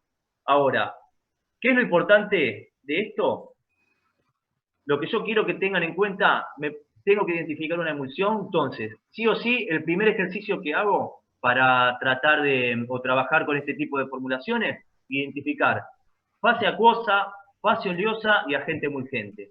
Una vez que identifiqué y lo separé, identificar qué signo tiene la emulsión, en base, primero, a las proporciones de las mismas, la proporción de la oleosa y la acuosa, y en segunda instancia, a las características del agente emulgente. Bueno, como les decía, los agentes emulgentes, habíamos visto, podrían ser de 3 tipos, que era lo que básicamente explicaba las teorías que vimos de la emulsificación. Pero por un lado vamos a tener los agentes tensioactivos, ya sea no iónicos o iónicos. Estos forman una capa monomolecular sobre la superficie de los glóbulos, ¿no? Trabajando los que son no iónicos básicamente, disminuyendo la tensión interfacial y estabilizando nuestra formulación. Y los iónicos además se suman, ¿no? Las características que ya vimos de modificación del potencial Z. Después tenemos los polvos sólidos. En estos encontramos a los que habíamos visto en el capítulo o en el seminario de suspensiones como el bentonita y el Vigan, ¿sí? Que eran, recién acabamos de ver también el magma de bentonita, ¿no? Para estabilizar la suspensión de calamina. Bueno, es lo mismo, nada más que en este caso va a producir una capa que se absorbe, ¿sí? Sobre la superficie del glóbulo y va a permitir justamente que el mismo se disperse en el seno de la fase externa. Y los que también ya vimos, tanto en coloides como en suspensiones, básicamente son los que habíamos visto que forman mucílagos y otros tantos también, que forman, como dice acá, un film multimolecular y actúan por acción mecánica, y tenemos todos estos, los derivados de celulosa, ¿sí? Goma agar, goma tragacanto, celulósicos tenemos, bueno, podemos usar distintos tipos, lecitina, caseína, bueno, en sus distintas formas, pero corresponden a este mecanismo de acción. Muy bien. Esto es una imagen para que tengan idea de cómo actúan, pero explica lo mismo que dijimos acá, ¿sí? Básicamente la clasificación de los emulgentes en cuanto a su mecanismo de acción, los tensioactivos, ya sea, todos forman un film, pero con distintas características. Este sería, el último caso corresponde al Vigan, silicato de aluminio y magnesio, y al Vigan, y a la bentonita. Partículas inorgánicas finamente divididas que se absorben sobre la superficie del glóbulo. Y acá quería agregarles un ejemplo. Esto es de un journal y me gustaba porque es una formulación que está en el mercado. Se refiere a la emulsión de propofol, un agente anestésico muy pero muy utilizado. Es buenísimo, todo aquel que lo haya probado te pega un viaje muy interesante en lo que es, no sé si alguno se operó alguna vez, pero bueno, tiene muchas ventajas con respecto a otros anestésicos. La recuperación, en las endoscopías también se usa. Bueno, también la recuperación es mucho mejor, con menos efectos adversos y más agradable que con otros agentes anestésicos. Así que, si alguno tiene alguna intervención quirúrgica, yo le dije apenas al anestesiólogo, ¿me vas a poner el propofol? Bueno, interesante recomendarlo. Entrega. Y lo destacable de acá era lo siguiente. Por un lado tenemos, ¿no?, una macroemulsión, que es la que se observa en el mercado farmacéutico. Si ustedes se fijan, el tamaño interno en realidad oscila de 500 nanómetros a una micra aproximadamente, y se observa así, como vemos las emulsiones de apariencia lechosa, mientras que lo que hicieron en este trabajo es formular una microemulsión. Como se ve, la microemulsión es de apariencia translúcida, ¿sí? Y acá se observa la diferencia entre las dos, ¿sí?, en un esquema, el tamaño pequeño que tiene justamente las micro. Y acá justamente lo que hace es observar cada gota o cada glóbulo que forma la fase interna, cómo está compuesto. Y se observa lo que usa acá como emulsificante. Miren, usa poloxámero, ¿Alguien lo recuerda, el poloxámero del capítulo del seminario de geles? ¿Cuál era? En la ladera era líquido y afuera era sólido. Muy bien. Si recuerdan, ese que usábamos era el F127, acá tenemos otro que es el 188, que tiene otras características, ¿no? Que puede ser administrado por otras vías. Pero bueno, básicamente para que tengan una idea de que un polímero puede actuar justamente puede actuar como agente emulsificante, se deposita sobre la superficie de la fase interna, pero en este caso, para formar la micro, lo que se hace es agregar el cosurfactante, que en este caso es el caprilato sódico, que también colabora en la estabilización de la fase interna. Solo a modo de ejemplo, ¿no? Para que veamos que desde una misma formulación uno puede trabajar y tratar de mejorarla, en este caso tratar de formular una micro.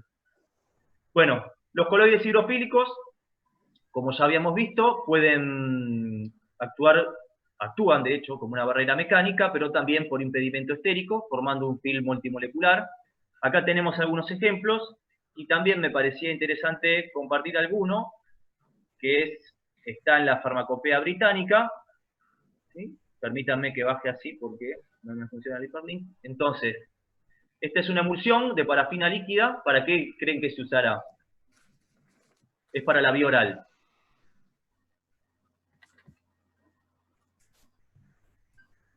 ¿Para qué se usará? ¿Quién se toma parafina líquida?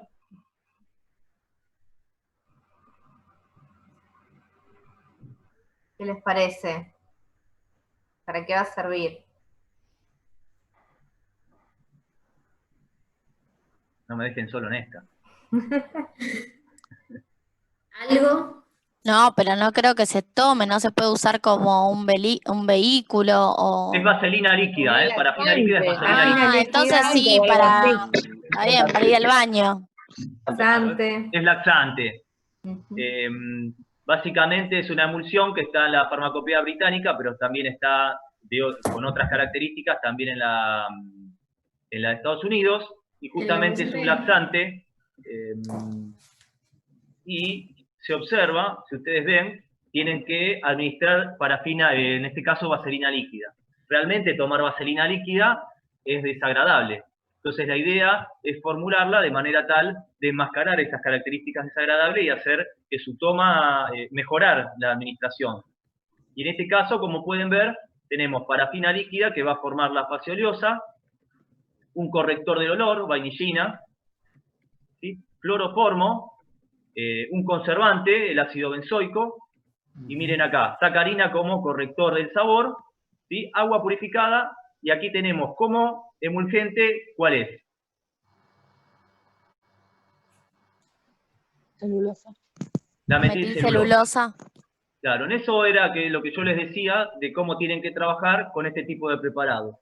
Es decir, la base medicamentosa, la parafina líquida, un corrector del olor, corrector del sabor. Tengo que identificar al emulgente, yo para diferenciarlo básicamente de que no es un vehículo estructurado porque no se trata de una suspensión, es un emulgente y acá tiene otra función.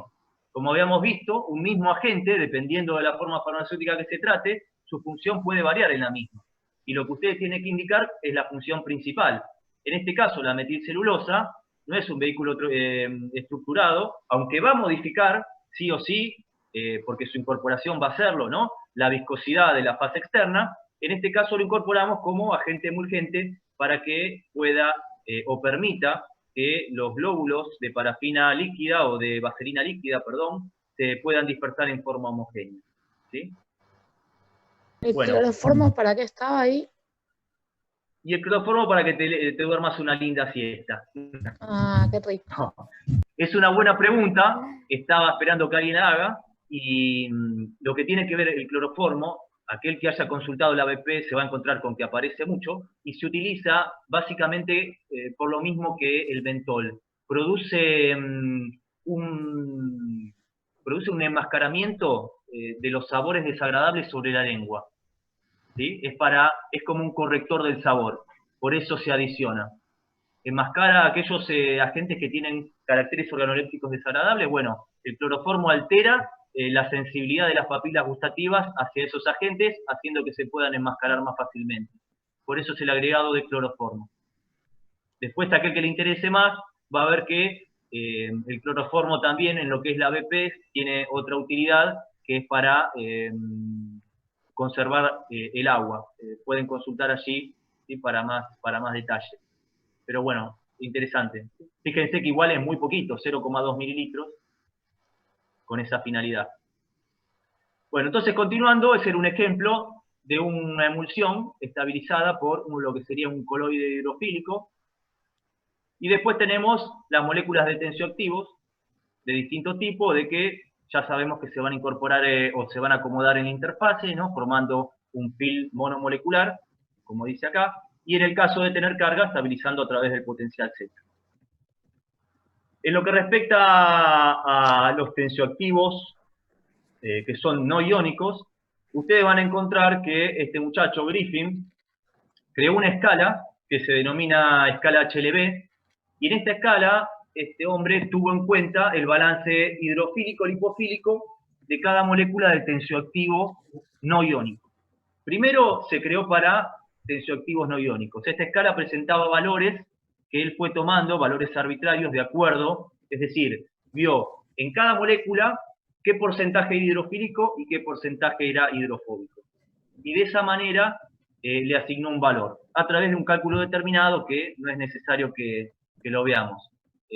A través de esos valores creó una escala de HLB justamente basado en ese equilibrio hidrofílico-lipofílico. Inicialmente le asignó valores de 1 a 20 y esa escala era solo para tensioactivos no iónicos. Luego se incorporaron, como van a ver ustedes, algunos tensioactivos iónicos, ¿sí? Como el dodesilsulfato o el laurilsulfato sódico, pero eso se incorporó después. Inicialmente la escala fue ideada para tensioactivos no iónicos. Y encontró después lo siguiente, basados en esta escala para tensioactivos, que los que tenían un HLB inferior a 10 orientaban a emulsiones WO, es decir, la fase interna acuosa. Es decir, que eran tensioactivos lipofílicos, eran más afines por el aceite o por la fase oleosa. Mientras que los que presentaban un HLB mayor a 10 orientaban a OW, es decir, la fase interna oleosa, y se los llamó como, o los tuvo en cuenta como tensioactivos hidrofílicos.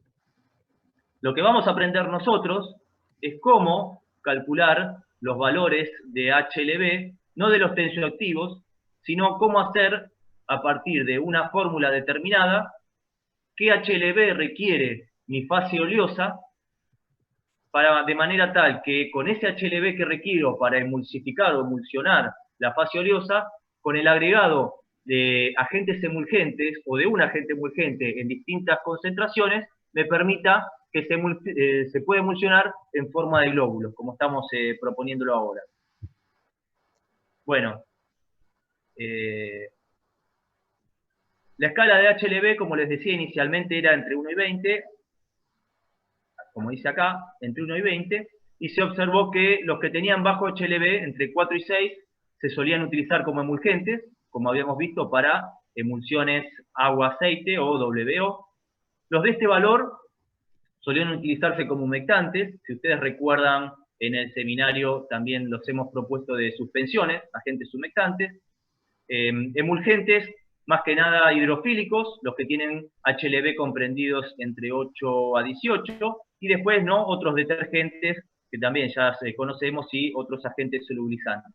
Igual esto varía, como les digo, no es algo tan estricto, pero es más o menos para tener una idea que una sustancia, un tensioactivo, que me presente un HLB de 4 o de 6, me va a orientar una emulsión WO, mientras que un tensioactivo que posea, por ejemplo, un HLB de 12, me va a orientar una aceite en agua. Después yo tendré que mirar el resto de mi formulación, pero inicialmente mirando esos valores de HLB cuando se trate de tensioactivos no iónicos, o algunos iónicos, en el caso que posean HLB, me tendría que dar cuenta hacia qué tipo o signo de emulsión me orientan. Acá tenemos algunos ejemplos. Como les decía, el que se incorporó, que sale del grupo de los que eran no iónicos, es el laurilsulfato de sodio. Lo que se hizo fue comparar, en este caso, el HLB de un no iónico con el laurilsulfato de sodio, y estaba muy por encima, de manera tal que se le asignó un valor de 40. Después tenemos los de los hidrofílicos, ¿sí? Que tendremos los TWIM, y después tendremos los que orientan a emulsiones WO, fíjense, con valores ya inferiores de 10, tenemos los SPAM. Los SPAM y el colesterol también, que aunque no lo crean, se utiliza para estabilizar sistemas, ¿sí? Y va a encontrarse con un HLB muy bajo, es decir, que va a orientar a emulsiones agua en aceite, ¿sí? Por su valor bajo de HLB. Bueno, esto era lo que les comentaba o les adelanté de HLB requerido. Es decir, Ezequiel, te hago una sí. pregunta. Después vamos a ver en las fórmulas de alguna manera, porque yo estoy escuchando todo lo que decís y como que me resulta muy parecido a lo que vimos, por ejemplo, en humectantes, en suspensiones. Entonces, capaz que, no sé, veo una suspensión que, no sé, es floculada y capaz que tengo miedo de confundirme. No sé, como que tienen cosas muy parecidas, ¿puede ser? Claro, suponete, era lo que yo trataba de decirles con respecto a esta formulación. Bueno, acá sabés que la parafina líquida o la vaselina líquida es un líquido. Y Claro. obviamente tenés una fase acuosa, te vas a dar cuenta. Pero en otros casos, básicamente si es una suspensión, nosotros te vamos a decir, por ejemplo, no sé, suponete que sea ibuprofeno. Como les digo siempre, les vamos a dar las características de solubilidad para que ustedes hagan ese cálculo que nosotros venimos repasando, que es imposible vehiculizarlo en agua sola, que no hay otro mecanismo de hidrosolubilización posible, ya sea cosolvencia o lo que estuvimos viendo hasta ahora. Entonces, ahí pensamos en una suspensión. ¿Me seguiste Bien. más o menos? Sí, perfecto. Bueno, y ahora vamos a ver un poquito más, que es cómo diferencio esto, que sería una emulsión líquida, si yo no se los pongo, ¿no? Ustedes Claro. tendrían que inferir que es una emulsión líquida, lo de que serían emulsiones semisólidas. Ahora a continuación vamos a ver cómo diferenciar eso. Porque esta es una emulsión líquida para la vía oral. Podría ser una líquida también para la vía tópica, y tendría que diferenciar quizás qué componentes integraría en el caso de que sea una emulsión semisólida. Eso lo vamos a ver ahora. Y lo vamos a ver con esto, con el HLB. Como les mostraba, el ejemplo, a ver, ¿dónde se los puse? El HLB requerido. Bueno, imaginen que se les presenta, tienen que preparar esta formulación. Es vaselina, lanolina, alcohol cetílico. Todo esto es lo que nosotros llamamos fase oleosa y lo que ustedes tendrían que identificar. Volvemos a trabajar sobre lo mismo. Como hablamos en soluciones y hablamos de unos pocos excipientes, acá sucede lo mismo. Vamos a hablar de algunos excipientes que ustedes tienen que conocer y los vamos a mencionar casi todos entre el seminario y la guía de trabajos prácticos. Que tienen que conocer, ¿por qué digo? Porque la lanolina es un sólido, al igual que el alcohol cetílico. Entonces, en el caso del alcohol cetílico y la lanolina, lo que van a conferir va a ser un estado físico distinto a lo que sería una emulsión líquida. Primero lo vamos a tener que fundir para poder incorporarlo. Si no, no se disuelve, ¿sí? El sólido, en este caso, estos sólidos oleosos, los tengo que poder fundir para incorporarlos al sistema. Entonces, la lanolina la tengo que fundir y el alcohol cetílico lo tengo que fundir. Y después tengo la vaselina líquida, que justamente es líquida, en esto no tengo problema. Ahora bien, el HLB requerido se basa en calcular qué porcentaje necesita esta fase oleosa de agente emulgente para que forme una emulsión estable. En eso se basa el HLB requerido que dice acá.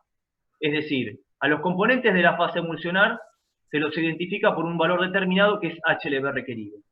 Cada valor de estos, ven que acá dice vaselina líquida, por ejemplo, tiene un valor de HLB requerido entre 10 y 11. Muy bien, es el valor que requiere para poder emulsionarse. ¿Sí? Este número, como dice acá, indica qué valor es necesario para poder emulsionarlo, porque yo lo tengo que vehiculizar en un sistema en forma de emulsión. El HLB requerido, como dice acá, lo necesita cada componente de la fase oleosa para emulsionarse en la fase acuosa. Sobre todo lo que nos compete a nosotros son los sistemas OW, que son los más utilizados a nivel de la farmacia. Y cada sustancia, como dice acá, en este caso excipientes, la lanolina tiene un HLB requerido de 12, el aceite de ricino, justamente es un aceite, tiene un HLB de 14, y el alcohol cetílico, ¿sí? Que es un sólido, tiene un HLB requerido de 15. Entonces, lo primero que tengo que pensar, ahora cuando voy a tratar, a partir de esta parte en adelante, de sistemas semisólidos, es que tendré sólidos como la lanolina y el alcohol cetílico, que tendré que fundir para poder incorporarlos a los otros líquidos que son oleosos, en este caso que es la vaselina, ¿sí? Que se mezclen todos, y esa fase oleosa yo voy a calcular con qué cantidad necesaria de emulgente tengo que agregar para poder estabilizar mi sistema. Recordemos siempre que el emulgente lo que hace es eso, es estabilizar al sistema de emulsión. Y la forma de calcular el HLB requerido es lo siguiente. A mí me van a dar el dato de cuál es el HLB requerido de cada componente, es decir, la vaselina líquida, como dice acá, entre 10 y 11. La lanolina anhidra, el HLB requerido, 12. Eso es dato y es de bibliografía, yo lo busco, ¿sí? Sucede lo mismo como en colirios, en el caso del equivalente de cloruro de sodio o del descenso quioscópico. Eso es dato del problema. Ahora, lo que sí tengo que hacer yo es identificar la fase oleosa. En este caso son estos tres componentes. Una vez que identifiqué la fase oleosa, cada uno, como vemos acá, está en una proporción. 10% la vaselina líquida, 1,5% la lanolina anhidra y 3% el alcohol cetílico. Ahora, eso representa el 100% de mi fase oleosa, ¿sí? Entonces, como ese es el 100%, lo que tengo que hacer es readecuar cuánto significa de fase oleosa. Es decir, hago 10 más 1,5 más 3. Da 14,5. ¿Me siguieron hasta ahí? Sí. Bueno, entonces hago, si 14,5 es el 100% de mi fase oleosa, 10%, que es la cantidad de vaselina, ¿a cuánto equivale? Y les va a dar que equivale a casi, lo que dice acá, 68,97, es decir, casi a 69% de la fase oleosa. Lo mismo para la lanolina anhidra. Si 14,5 es el 100%, el 1,5 de la lanolina anhidra, X. Y así me va a dar el valor que le corresponde del porcentaje de la fase oleosa a la lanolina anhidra. Y el mismo procedimiento para el alcohol cetílico. Si 14,5 es el 100%, el 3, que es el alcohol cetílico, X, y eso me da un valor de 20,69. Bueno, estos valores representan en qué porcentaje integra cada uno toda la fase oleosa. ¿Y por qué es importante eso? Porque, bueno, cada sustancia, cada uno de estos excipientes va a tener un HLB requerido. Entonces, en base a ese HLB requerido de cada uno de estos excipientes, necesito calcular a partir de esa presencia en la fase oleosa cuánto necesito para cada excipiente. Es decir, el HLB requerido para la vaselina es de entre 10 y 11, como acá le pone 10,5. Entonces va a ser el cálculo del porcentaje que requiere del HLB requerido total, de la fase oleosa, de esta manera. Perdón, preguntan si puede ser un poquito más despacio. Vamos más despacio.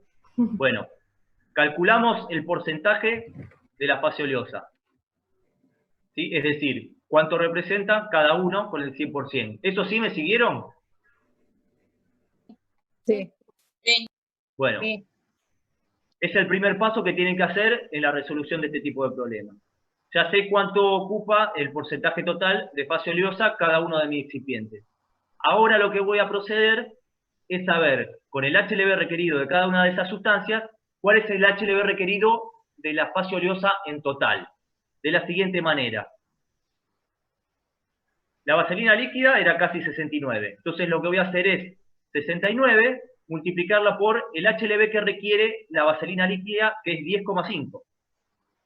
A esto le voy a sumar el HLB que me dio la lanolina anhidra por su HLB requerido, que es, lo saco de acá de tablas, es 12. ¿Ven acá que dice 12? Este es el HLB requerido. Entonces multiplico la presencia o el porcentaje que representa la lanolina en la fase oleosa y lo multiplico por su HLB requerido. Y al final vuelvo a hacer lo mismo. Es decir, el HLB requerido es 15 para el alcohol cetílico y lo multiplico por su porcentaje, ¿sí?, en la fase oleosa, que era casi, como vemos acá, del 21%.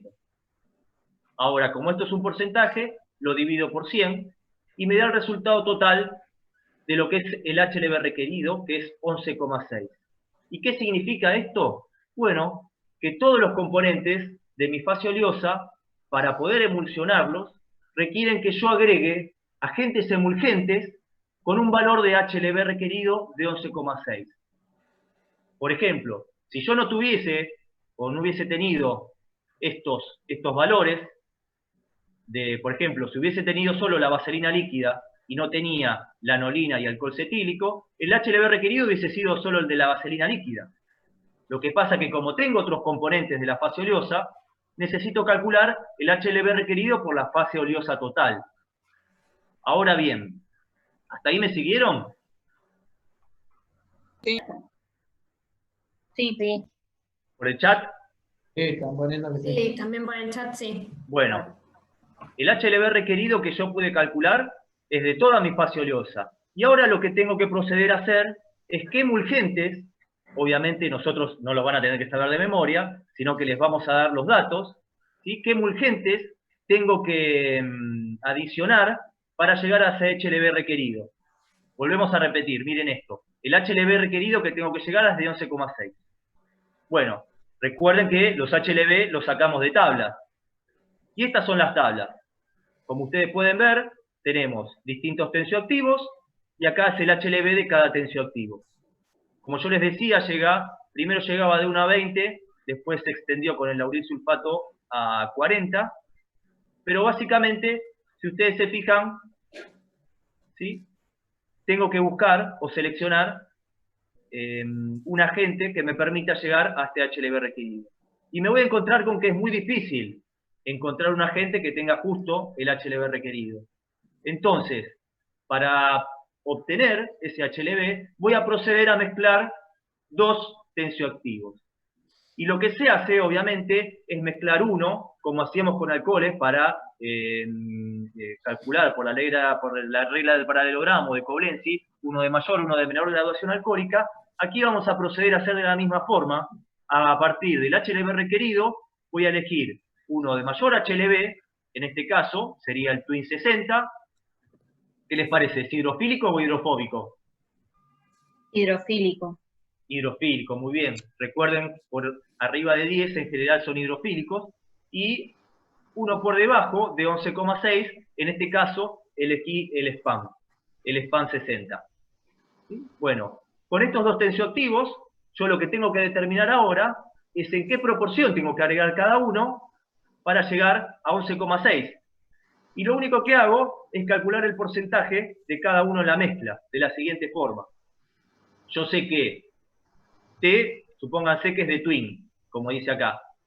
T es de Twin. 14,9, ¿sí?, es el porcentaje, es el HLB del Twin. Por la cantidad de Twin necesaria, que lo voy a poner en porcentaje y está como T.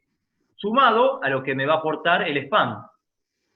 El SPAM va a ser 4,7, que es su HLB, por lo que es la diferencia, como no tengo, necesito una incógnita sola, la diferencia de 100 menos T. ¿Sí? ¿Se entiende? Porque lo otro sería, el resto de 100 sería de SPAM. Como es un 100%, hago 100 menos T. Esto lo divido por 100, porque estoy hablando con todo porcentaje, y así saco que de Twin tengo o necesito un 67,6%. Bueno, ¿qué procedo a hacer ahora? ¿Cuánto es ese 67,6% de 11,6? ¿Alguien me puede hacer esa cuenta? ¿O la hacemos en...?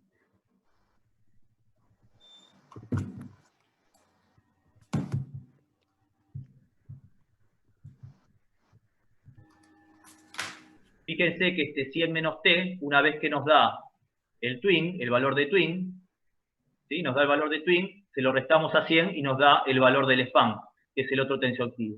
Es decir, que esto nos da los dos porcentajes. Para obtener 11,6 necesitamos mezclar 67,6% de twin y 32,4% de spam.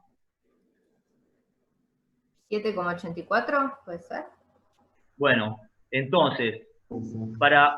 ¿Sí? Ni idea. no tengo ¿Qué calculadora. cuenta hiciste, Jenny? Porque a mí me dio cualquier verdura. Perdón. Tienen que hacer 11,6. Ah, el ok. 100%. Tiene que dar alrededor de 4. Está bien. No, Usé 2 14,9 tercios. cualquiera. 8. Sí, me dio de Twin 3,042. A ver, vamos a hacerlos todos juntos porque nos dio todos distintos. 12 y 3, 4. 8. Y de spam 1,5. No, pero esperen un minuto. Miren esto. Yo acá tengo el emulsionante 4,5. ¿Sí? Entonces, lo que yo tengo que saber es de ese 4,5, ¿cuánto es el 67,6% y cuánto el 32,4%? Claro, a mí de Twin me dio 3 aproximadamente y de spam 1,5. Perfecto, eso es coherente.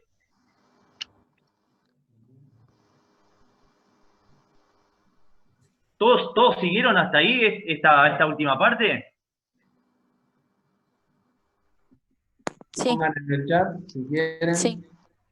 No. Algunos se están poniendo que no. Tengo una consulta, el 4,5 salió De acá, de la fórmula formulación. maestra. De acá. Siempre Esto ya nos es un dato, digamos, que se viene con la formulación, en este caso. ¿Cuánto emulgente, o sea, cuál es el porcentaje de emulgente en tu formulación? Sería ese dato. siempre va a estar en la Va a ser fórmula. dato. Claro, claro, eso es un Eso dato. va a ser dato. Acá, es esto que está acá. ¿Me ven? Es decir, si nosotros no le damos el dato del total del peso, ustedes terminan diciendo, bueno, para estabilizar la fórmula es necesario un porcentaje de twin de 68% y un porcentaje de spam del 32%. Ahora, el cálculo final, si ustedes tienen cuánto es la mezcla de emulgentes, que acá está emulsionante 4,5 gramos, lo que hacen es con estos 4,5 gramos poner, si 4,5 gramos es 100%, 67,6, ¿cuántos gramos son? ¿Se entendió esa parte? Sí, sí. 3 con algo. Ahora, esas son las dos Sí. formas que se le pueden presentar, pero... Porque ese antes habías dicho el 67,6% de 11,6, por eso ahí quedó como, se mezclaron y me hicieron la misma cuenta que yo. Claro, no, de 11,6 va a ser el HLB requerido por la fase oleosa. Lo que va a representar del porcentaje es de este 4,5. Está bien como lo están poniendo en el chat. Gracias a Maylene, a Roxana, bueno, a todos los que fueron poniendo Bueno, ahí la cuenta. La regla de 3. Claro, Es una regla de 3, fíjense, chicos. ese 11,6 se llega con un 67,6% de twin y la diferencia de spam, eso fue lo que quiso decir. Y ese porcentaje, si yo ya tengo el 100%, ¿cuánto corresponde? Este 67,6 y este 32,4. Exactamente, a este 11,6 voy a llegar siempre con, en el caso de tener estos dos tensioactivos, ¿no? Con 67,6% de twin y 32,4% de spam. Pero después de emulsionante puede variar la cantidad que yo le agregue a mi formulación. Eso tiene que ver, como les dije, es empírico y tiene que ver con cuánto voy a agregar. Entonces, o podemos terminarlo ahí el problema, o si nos dan un pasito más, que nos dan cuánto porcentaje hay de emulsionantes en nuestra formulación, hacemos el cálculo final de cuántos gramos tenemos que agregar de cada uno. Que son esos que les dieron 3,05 de twin y 1,45 de spam. Claro. 3,05 gramos. Una consulta que hicieron acá en el chat fue ¿por qué usaste twin 60 y spam 60 y no, por ejemplo, twin 20 o twin 80? Si lo querés aclarar. En general, sí. En general la recomendación es, por un lado, estar cerca del HLB requerido, ¿sí? En el caso de lo que es el HLB de mayor, si ustedes se fijan, el Twin 20 tiene 16,7. ¿Sí? Y quizás podría haberlo usado también. Primero se piensa en que si yo elijo un Twin, lo más recomendado es elegir un spam. No digo que es necesario, porque hay ejemplos muchísimos en la práctica que mezclan Twin y spam de diferente número. El número tiene que ver con el ácido graso del cual derivan, y se piensa que el Twin 60 y el spam 60, al derivar de un mismo ácido graso, se acomodan mejor la formación de las micelas alrededor de los glóbulos de la fase interna. De todas maneras, uno lo tiene que estudiar, por eso les digo, no siempre es así. Y si ustedes les ponen, por ejemplo, Twin 60, quizás esta formulación se podría haber estabilizado también con Twin 20. Habría que probarlo, por ejemplo, Twin 60 y Spam 20, también podrían haber funcionado. Pero se recomienda, cuando yo tengo que empezar a probar, que voy a obtener mejores resultados cuando tienen el mismo número, porque la estructura de la micela supuestamente es mejor. Ahora bien, si yo tengo Twin 60 y Spam 60, en general siempre elijo el de mayor HLB, el que esté más cercano al HLB requerido que yo quiero llegar. Ahora bien, si a mí me presentan, por ejemplo, usted cuenta con Twin 60, Spam 20 y Twin 20, yo puedo decir, bueno, yo elijo Twin porque intuyo que va a formar mejor la micela con Spam 20, que es con el que cuento, y por eso elijo esa dupla. ¿Me siguieron? Pero después también tendrá que aprobarse a nivel experimental. Sí, pero en caso que, no sé, tengan un multiple choice y tengan varias opciones, uno siempre prefiere los del mismo largo de cadena, que no quiere decir que no se pueda emplear otro, pero si ustedes tuvieran que elegir, de preferencia, es mejor usar una combinación siempre, que da una mayor estabilidad, y del mismo largo de cadenas para que se acomoden mejor en la interfaz. Y en el caso de contar con la misma cadena, fíjense también el HLB requerido del mayor, quizás estar cercano, ¿sí? Al HLB, perdón, el HLB del Twin del hidrofílico, estar cercano al HLB requerido por la formulación. Bueno, y esta es otra forma, si ustedes observan, es la misma formulación que vimos acá, nada más que resuelta por otro método. Bueno, en este caso tiene 7 gramos de agente emulsionante, ven que acá vuelve a repetir, en este caso tenemos 4,5 y en este caso tendría 7. Ahora, si yo tengo que estabilizar esta emulsión, ¿la fase oleosa es la misma? Ah, no, me mato, no puedo hacerles la pregunta.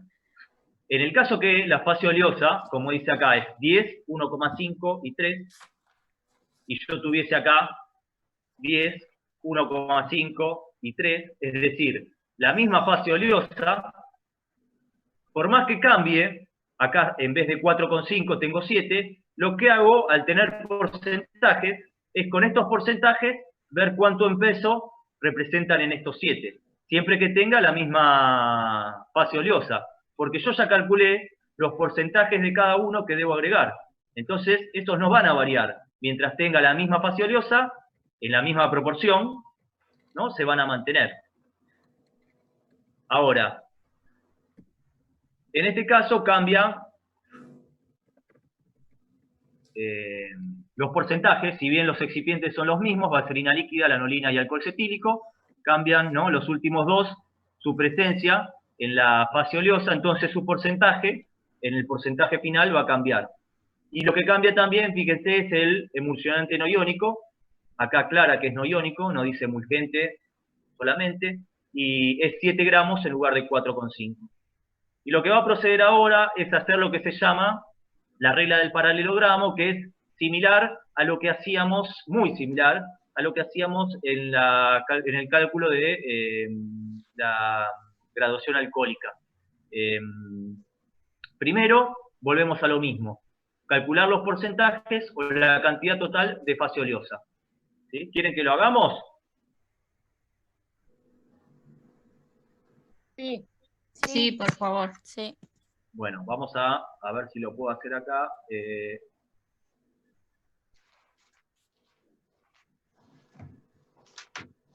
A ver si nos permite. Esperen que achico esto un poquito. Si alguien dispone de una calculadora ahí. Ahí está. Bueno. ¿Quién me dice? ¿Cómo empezamos? Calculamos la cantidad de fase oleosa y el porcentaje de cada uno. Bien. Esto, entonces, en rojo, la fase oleosa. Y lo que voy a necesitar es calcular el porcentaje de cada uno. Quiere decir que mi fase oleosa es vaselina más lanolina más alcohol cetílico. Y esto tengo. Perfecto. Son 20 gramos de fase oleosa. Ahora bien, estos 20 gramos de fase oleosa son el 100%.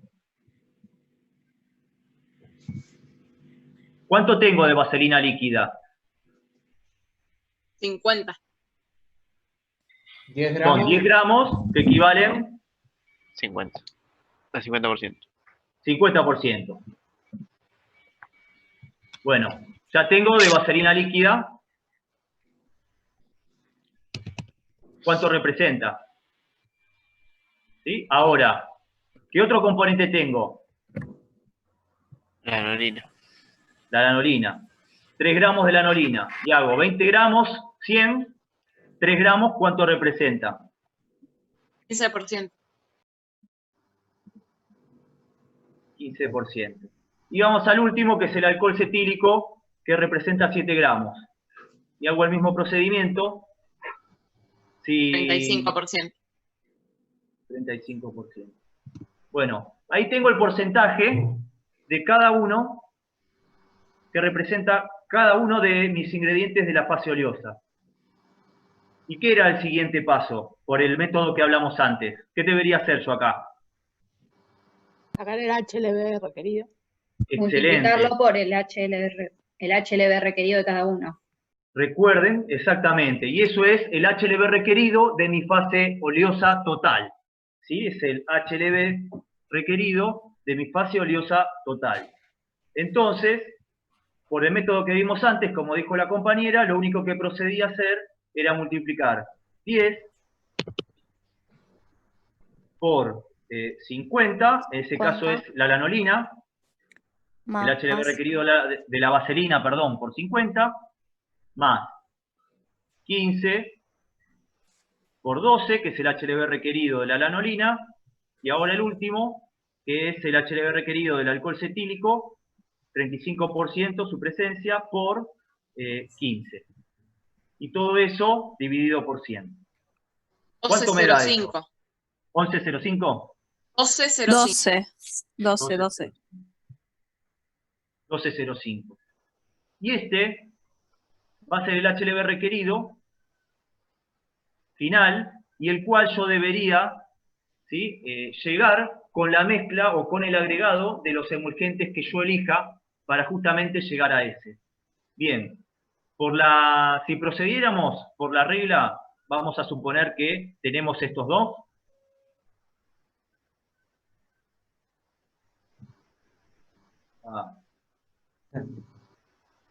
Vamos a suponer que tuvieras estos dos. No.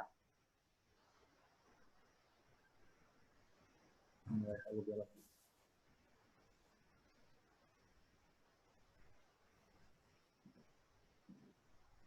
Si yo tengo estos dos, lo que hago es, como vimos ahí en la formulación,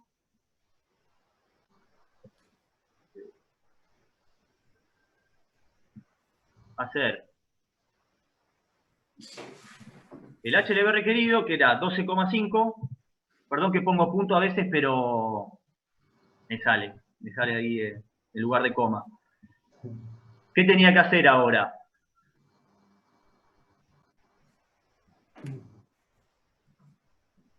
Fíjense esto, tengo que saber de cada uno. Los Vamos a porcentajes de calcularlo. cada uno. Claro. Entonces, tengo por un lado el HLB de cada uno, 14,9 por el porcentaje de twin, que todavía no lo sabemos, ¿sí? Ya lo vamos a determinar, es de incógnita, más, con la mezcla del twin y el span, voy a llegar a ese HLB requerido. Entonces le sumo el span.